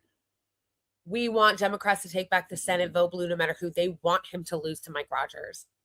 and they want him to lose again because they want that to send a message. It's no different than what AIPAC does, you guys. They want to send a message that says, don't you dare ever run a candidate like this again. Don't you dare ever run a candidate again that is progressive, that's unapologetically Muslim, that's unapologetically pro-Palestine, or that has any association with someone that does. Don't you dare. That is what this is, you guys. That is what this is. That is what this campaign is. And like the end said earlier, this is bigger than Hasan. Hasan is just the like stand-in for them. That's what I'm trying to explain. Like that, I feel like people are not getting when they go, oh, just let him condemn Hasan and move over and move it on, keep it moving. First of all, again, it's not going to keep it moving because they want him to lose, and it's never going to be enough. You think you give Zionists an inch, they're not going to take a mile? You kidding me? You think you give these bad faith hacks an inch, they're going to not take a mile? No, all Abdul El Sayed did by condemning Hasan was showing them he's weak. That he can be bent like that. That's all he did. That's all he did. All he did was tell them, I am willing to bend to your will. I'm willing to back down. It was weak as fuck. And then also, again, this isn't really about Hasan. This is about Israel and the party trying to destroy the pro-Palestine faction. That's actually what this is. Hasan Piker is just a stand-in. So you don't have to like him. But you should be on his side in this because he is not really the reason. He is a stand-in for what they're actually trying to destroy, which is the progressive faction, which is the left faction, which is the pro-Palestine faction, which is the faction that is willing to stand up to Israel, which is the faction that is willing to say, we don't support Israel. We don't want to fund Israel. We don't want our money going to Israel. We want to sanction Israel. That is what they are trying to destroy. This isn't about Hasan Piker. This is about what he represents, which is the left pro-Palestine faction, and they are trying to destroy him and destroy Abdul El Sayed so that they can say, look at that. Look at that. Not only are we going to remain a pro-Israel party, but the faction that's pro-Palestine can't even win. That is what they are trying to do.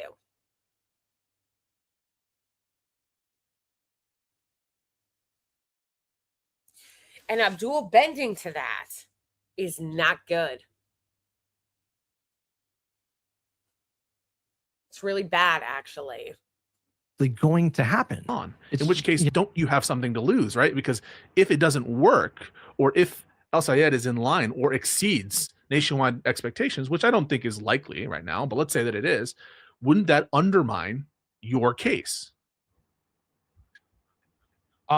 Sure. Yeah, sure. Yes, obviously. Like if El Sayed wins by 10 points or something like that, then Hasan. I think you'd be upset. If he overperforms, you'd be upset. I think. I don't know if I would be upset. Like I'm not. I'll take a 10-point victory.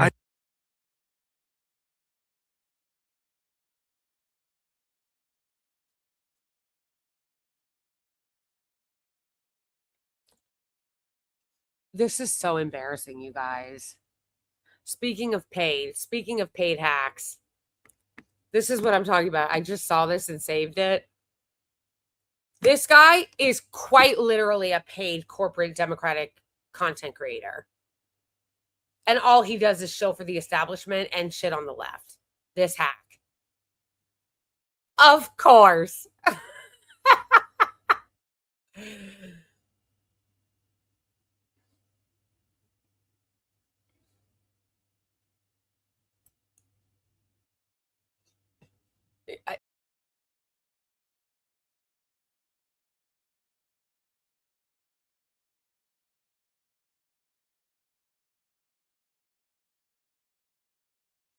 Whoops.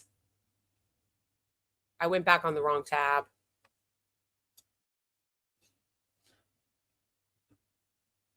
So, yeah, John Ossoff condemned him, and it's fucking pathetic. Like, it's actually so fucking pathetic. The reckless and dangerous. Again, alternate fucking universe, bro. This literally isn't happening. He never said that.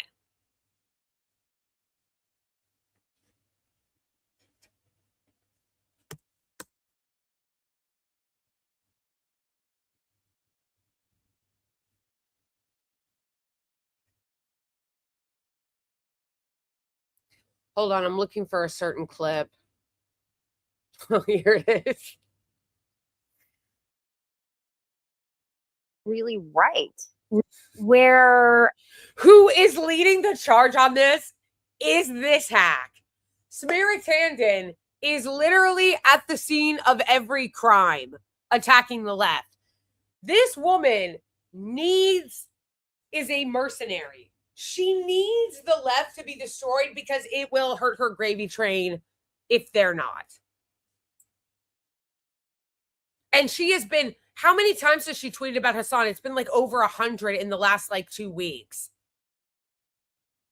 Someone who she claims to want Democrats to win, but can't stop, won't stop talking about Hasan. The left is really right, is that things are really bad in the country. So I think where, you have moderates kind of talking about incrementalism and the left talking about more radical change, I think that's going to actually push people towards the left because, they are, the left is right that it's insane that we do have a trillionaire dictating election outcomes by the level of spending he's doing. And like, that is oligarchy. And they are right. I mean, the fundamental analysis that things are really broken in the country is actually very right. And I actually think center-left people or, kind of normies, it's our job to compete on ideas. That's why I don't think it makes sense to launch a campaign against DSA or the things. I think like the thing is like, if you think DSA is wrong, offer better ideas. Like I'm not Which like is fighting funny, off. Which is funny because they don't. They literally don't. They'll be like, yeah, we got to come up with our own ideas. Why haven't you?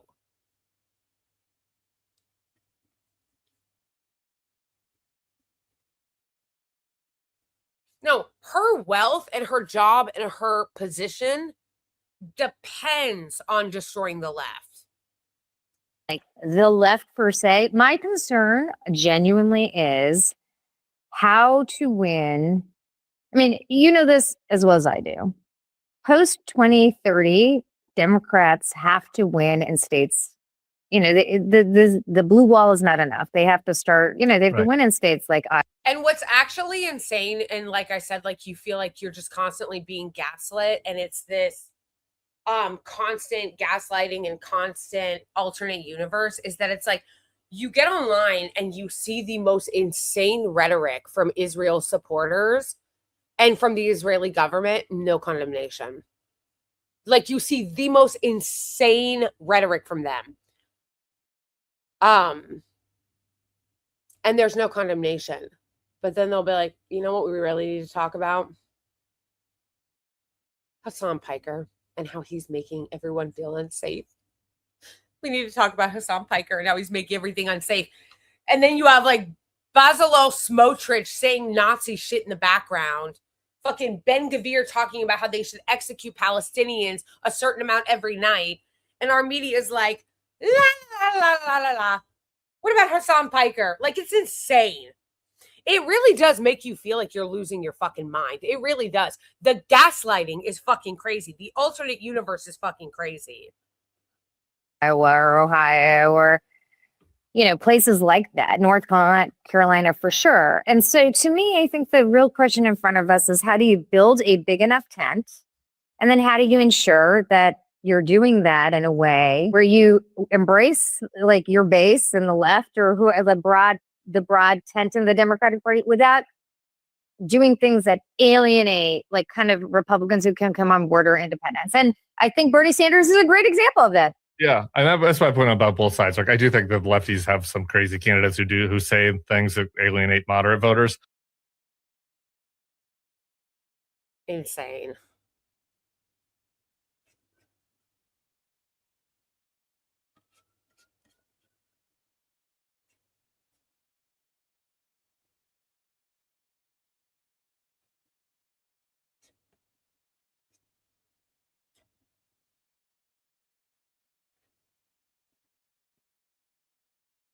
Wajahat Ali is like one of the only people in the media that I feel like it like feels my pain.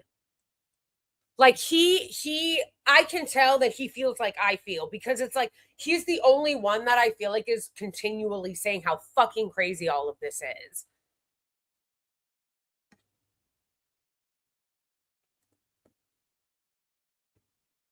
I'm not making this. Like, imagine you're fucking Hakeem Jeffries. Hakeem Jeffries is meeting with that fascist Jared Kushner in a sexy private meeting to talk about how they can work together, and then coming out and condemning Hasan Piker. I'll have to show you guys that clip too before we run out of time, because I do not think we are going to make the super chat goal. So we might be out of time soon. So I want to make sure that I show that clip of Hakeem Jeffries. But first, I want to watch this.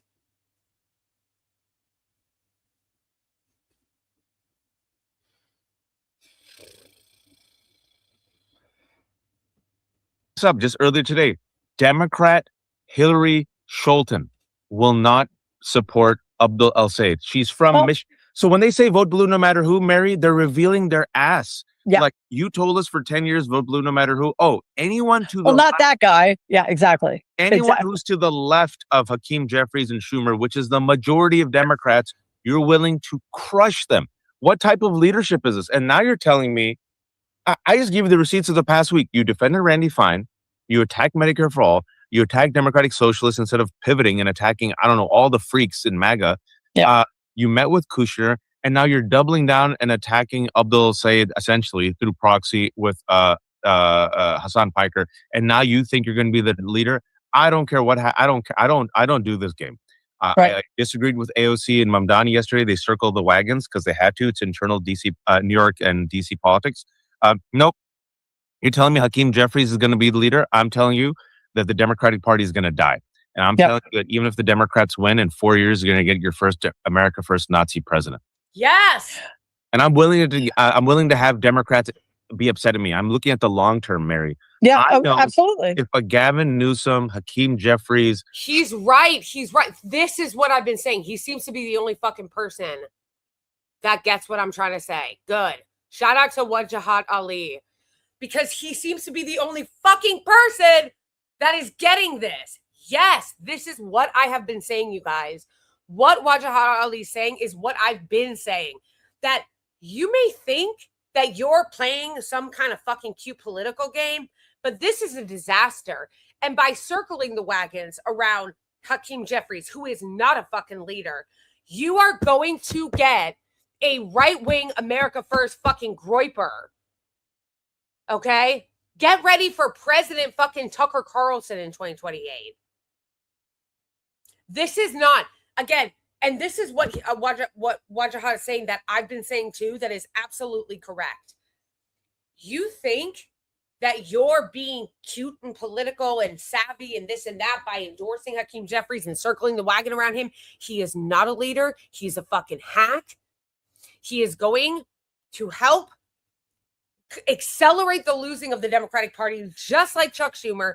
And what is going to end up happening is that even if they take the House, which they probably will win the House. You have fucking right-wing groiper Nazis like Nick Fuentes telling his following to vote for Democrats in the midterms to punish the Republicans. Everybody is furious at Trump. Everybody sees what a disaster this presidency is. So yes, the Democrats are going to win the House. You think that's it? The Democrats don't think long-term ever, ever, ever. They never think down the road. Republicans think down the road. They're already talking about 2032 and 2036. And this is what's going to happen, which he's right about. And I've been saying, even if the Democrats win, this is going to backfire in 2028. If they do not get rid of Hakeem Jeffries and Chuck Schumer and radically change this leadership structure, and they keep circling around him, they are going to lose. Even if they win in 2026, even if they win 2026, they are going to lose. And yeah, I don't give a fuck if people attack me for that. And people have been attacking me for that. Even people who are on my side have been attacking me for that because they were mad that I criticized Mamdani for circling around him. They're mad that I criticized Abdul El Sayed because I said this isn't going to work. This capitulation is not going to work. You are going to lose. So get mad at me all you want. I'll catch you in 2 years when you see that I'm right. I'll catch you in 2 years. Wait, not even 2 years. I'll catch you in a year from now when Hakeem Jeffries continues to aid and abet fascism and you're upset.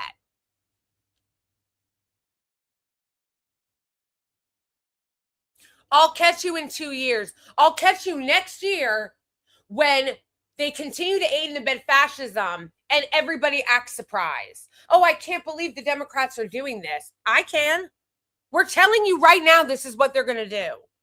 So, yeah, see you in a year when Hakeem Jeffries is a total fucking disaster and everyone's like, oh my gosh, I can't believe the Democrats aren't doing anything. I can't believe Hakeem Jeffries isn't doing anything.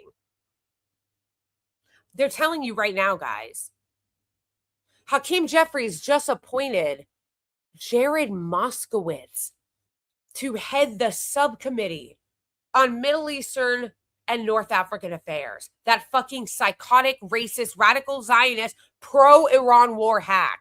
And you know who else they put on the committee? Debbie Wasserman Schultz, radical fucking Zionist, and Wesley Bell, another shill of AIPAC. They're spitting in your face. They're spitting in your face. But then people are going to act surprised. People are going to act surprised in a year from now when they go, oh, I can't believe Hakeem Jeffries is doing exactly what he said he's going to do. It's just such a disaster, bro. Thank you. Thank you for the stay hydrated, Jules, Rebel. I know. I'm getting all exercised. But like I said, I really like that Wajahat Ali is like one of the only people in media right now that's making me feel sane. Because he is saying what I have been saying, which is right. They are going to get destroyed because rallying around Hakeem Jeffries and rallying around Chuck Schumer and empowering the same failed, corrupt, Zionist losers that have brought the party and the country where we're at now, including Trump 2.0, is not leadership, is not the way forward, is a losing strategy. The Democrats are going to get fucking destroyed and they're going to deserve it. So I don't give a fuck if people want to come after me for that. It's the fucking truth. And in a year from now, you're going to see that. And that's exactly what he's saying too. Schumer wins. We're gonna have, it's gonna be the end of the Democratic Party. I don't give a shit about that. What I care about is it's gonna hurt American people. If you get paid by AIPAC, crypto, and AI, how are you gonna hold these mother effers responsible? You're not. And then what we're gonna get is crumbs, or they'll give us a shit sandwich. Then they'll tell us, hey, dog, Republicans give you nothing. At least we gave you a shit sandwich. Be happy. And then they expect us for the rest of our lives being, you're right. It's either this, a shit sandwich, or nothing. You're right. We're so grateful. At least you're not Nazi. And then what's going to happen? Everything's going to get worse. 2032, you're going to get a MAGA who's going to lie about economic populism. He's going to win. Exactly. And then you're going to have paid blue MAGA hacks come out and say, you know, maybe we should work with Nazis. Literally, this guy calls himself a future Black civil rights leader. You are not ready for what this hack tweeted yesterday. You are not ready for it. I love it too. I love that he's getting dragged to hell because this is the same hack that has made multiple videos about me crying because I criticized Cory Booker. Yeah. He literally made a video crying about like, oh, you're just so mean to Cory Booker, blah, blah. Actually, criticizing Cory Booker is anti-Black. The same Cory Booker who has been getting donations from Jared Kushner. Yeah. Okay, but this is what he tweeted. No, it's amazing. It's amazing. No one wants to work with fascists, but the reality of America is you have to. Incredible. Incredible. Just so perfect. Just so perfect. It's so perfect. This is the same guy that cried about me criticizing Cory Booker and claimed that criticizing Cory Booker and calling out Blue MAGA, because I made a video calling out Blue MAGA. He's like, that's anti-Black. Says the guy that is like, I mean, no one wants to work with fascists, but, you know, you kind of have to. No, you fucking idiot. You have to defeat them. You fucking clown. Although, I saw a really funny video of some guy making fun of him, and it was really funny because he was making fun. He's like, why do you have your hair beaded like a 11-year-old girl? I laughed way too hard at that. But I'm really, you're a clown. You're an actual clown. He is also a paid hack. So let's just not get that twisted. Wait, did he turn the replies off? Embarrassing. Wait, where is it?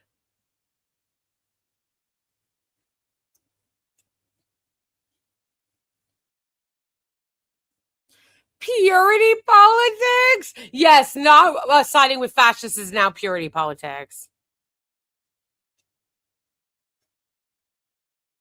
Wait, where'd it go?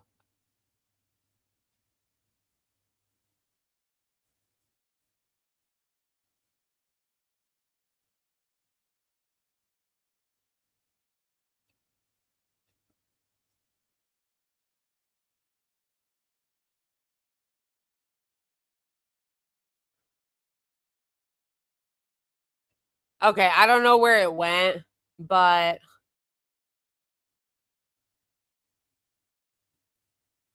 it's the most amazing tweet I've seen in a long time, honestly. But I guess he got tired of getting ratioed to hell, so he must have turned the comments off. Because look, if you go to it,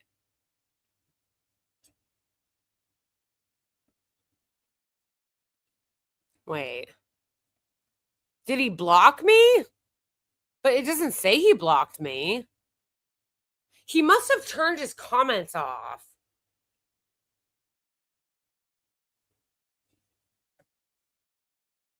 Yeah, it doesn't look like he blocked me. He must have turned his comments off. What a little bitch.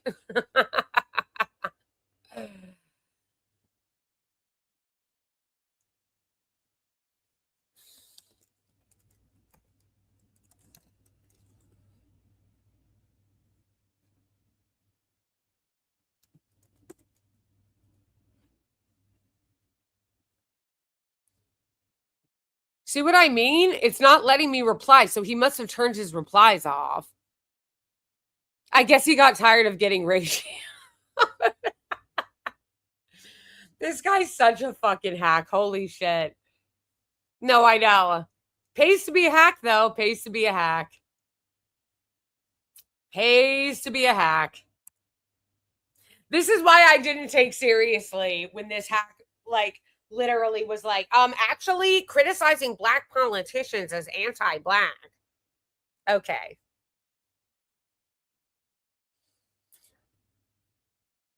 Working with fascists, though? Listen, nobody wants to work with fascists, but you know what I mean? Sometimes you gotta. It's so fucking embarrassing, bro.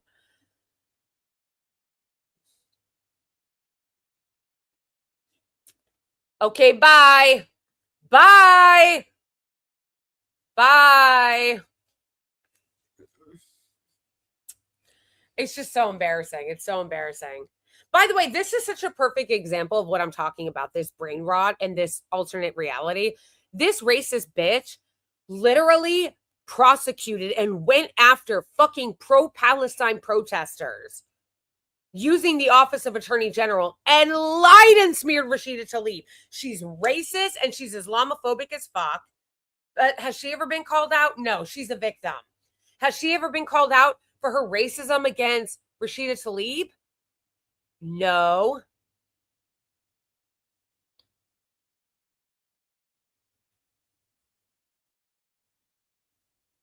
Has she ever been called out for her genocidal rhetoric, going after students who were simply protesting against the genocide? No, of course not. What we're hearing is that she's a victim and she might leave the Democratic Party because she doesn't want Israel to become a litmus test. So fucking embarrassing, bro. So fucking embarrassing.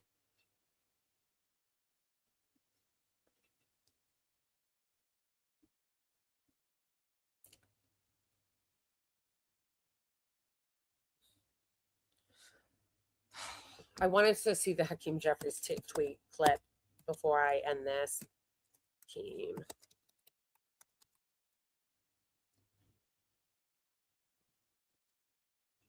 Yesterday, slamming what you called the malicious. By the way, Hakeem Jeffries or Ken Martin put out a statement condemning Hasan Piker. What a fucking joke, bro.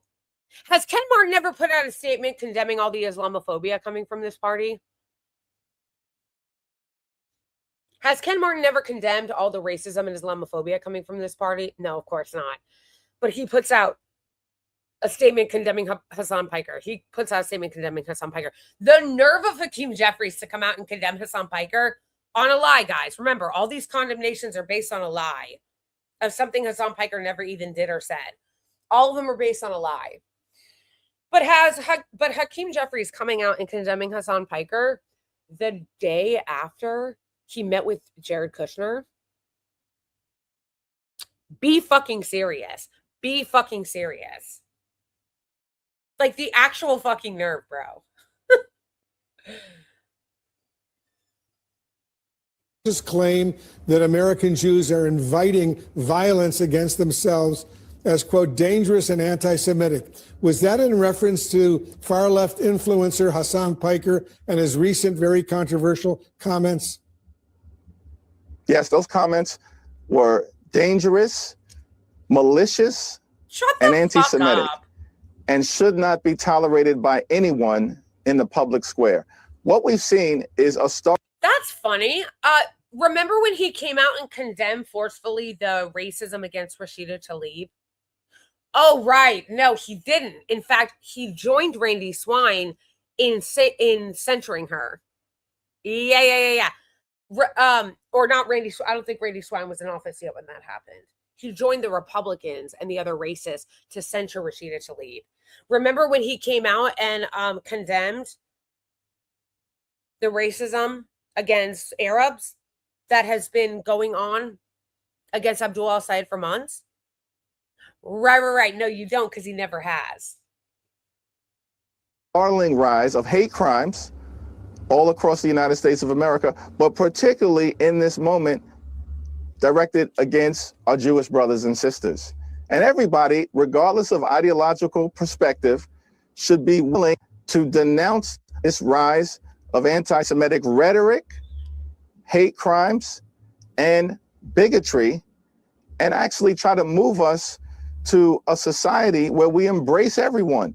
You're so full of even where there are shit. differences on issues, be they foreign or domestic, the notion that people should be targeted because of their religious beliefs or ethnicity or race, whatever the case may be, That's fundamentally inconsistent with who we are in this country. Shut the Yes, fuck up. indeed. Again, Hasan Piker's clout among Democrats, though, particularly some younger Democratic voters, seems to be growing. We saw, for example, his prominence in the Michigan Senate Democratic primary.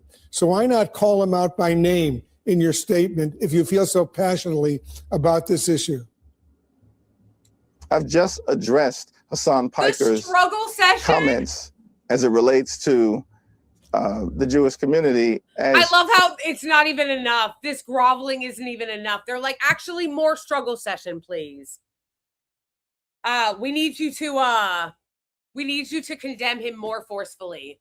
Also, by the way, guys, remember when they forcefully condemned Bill Maher, who regularly says Islamophobic shit? Like, regularly. Boomer Maher is so fucking Islamophobic, it's insane.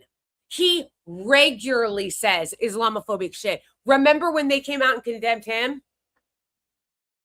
Right, you don't. Because that never happened.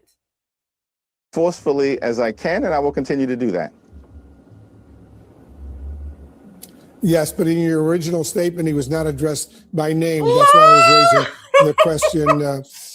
I love that he's pressing him. So here Hakeem Jeffries is, licking that boot, doing everything Zionist media wants him to do. And again, do not forget that what's his bucket used to work for AIPAC.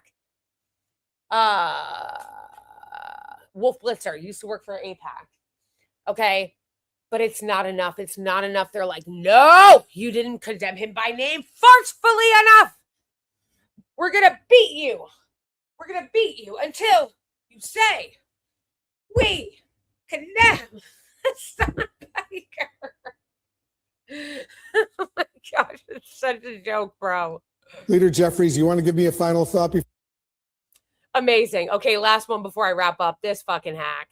No, it's everywhere, you guys. What's your message to those within your party who are campaigning, fundraising, and appearing with Hasan Piker? I reject Hasan Piker's ideology, whether it was seeming to celebrate or at least excuse 9/11, whether it is seeming to excuse the assassination of Charlie Kirk, which I condemned immediately. The Democratic Party does not stand for what Hasan Piker stands for.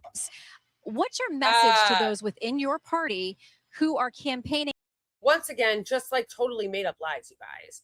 Hasan Piker never celebrated 9/11. He never celebrated Charlie Kirk's death. Like, this is totally made up.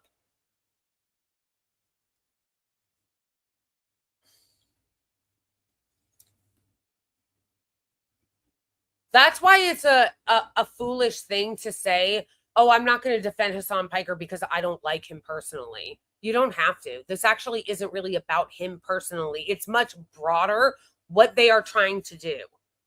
They are trying to use him as a vehicle to destroy the left. They are trying to use him as a vehicle to destroy the pro-Palestine movement. They are trying to use him as a vehicle to destroy the left, to destroy the pro-Palestine movement, and to excise anyone from the progressive left out of politics. And anyone who is anti-Zionist out of politics. They are trying to excise any anti-Zionist out of politics. That is what they are trying to do. That is what they're trying to do. And it has to be fought back. You have to fight back. And by fighting back, that starts with not accepting their premise. Because the last thing I'll say is that one of the things that Abdul El-Sayed did that was so problematic when he condemned Hasan Piker was he accepted their framing. Their framing is bad faith. By saying my statement on Hasan Piker regarding Jeremy Moss, you are accepting their framing. You are accepting their bad faith framing that he's anti-Semitic or that he said something he did not say. Which Ryan Grimm pointed out, what Hasan Piker said was actually what Dana Bash said and what many other people have said. Ezra Klein has said it. A lot of other people. Dana Bash was sitting on TV yesterday crying when she herself said something very similar. Almost bar for bar.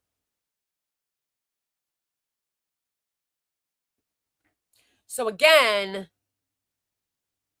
by accepting their framing, you are actually helping them, helping the fascists, helping the Zionists. Because also what this is really about that you don't see are the donors. One of the largest Democratic donors in the country, Haim Shabbat, I think his name is, said, if I have to choose between the Democratic Party, my main issue is Israel and I will leave. They care about the donors. They care about the donors. And he's one of the largest donors.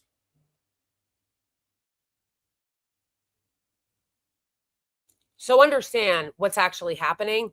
And in order to fight this, you need to understand what's happening and not capitulate to their framing. Abdul El-Sayed's first mistake was capitulating to their framing and then also putting out an apology statement. And if you don't get that, you're not understanding what the fight is. If you think that it's okay that he capitulated to right-wing Zionist framing and then threw Hasan Piker under the bus using their framing of something that Hasan Piker didn't even say, you're not ready for this fight. Because the fight isn't even about Hasan Piker. It's about the broader issue of them trying to crush the anti-Zionist movement and the pro-Palestine movement, which is anti-Zionist, and the Palestinian liberation movement and the progressive movement and the left, whether that be Medicare for all, defunding Israel, abolishing ICE, this entire movement on the left, they are trying to crush, and they are using Hasan as a pinpoint and a vehicle. That is why Abdul El-Sayed makes a huge mistake by adopting their bad faith framing and then condemning him, because it is not about Hasan.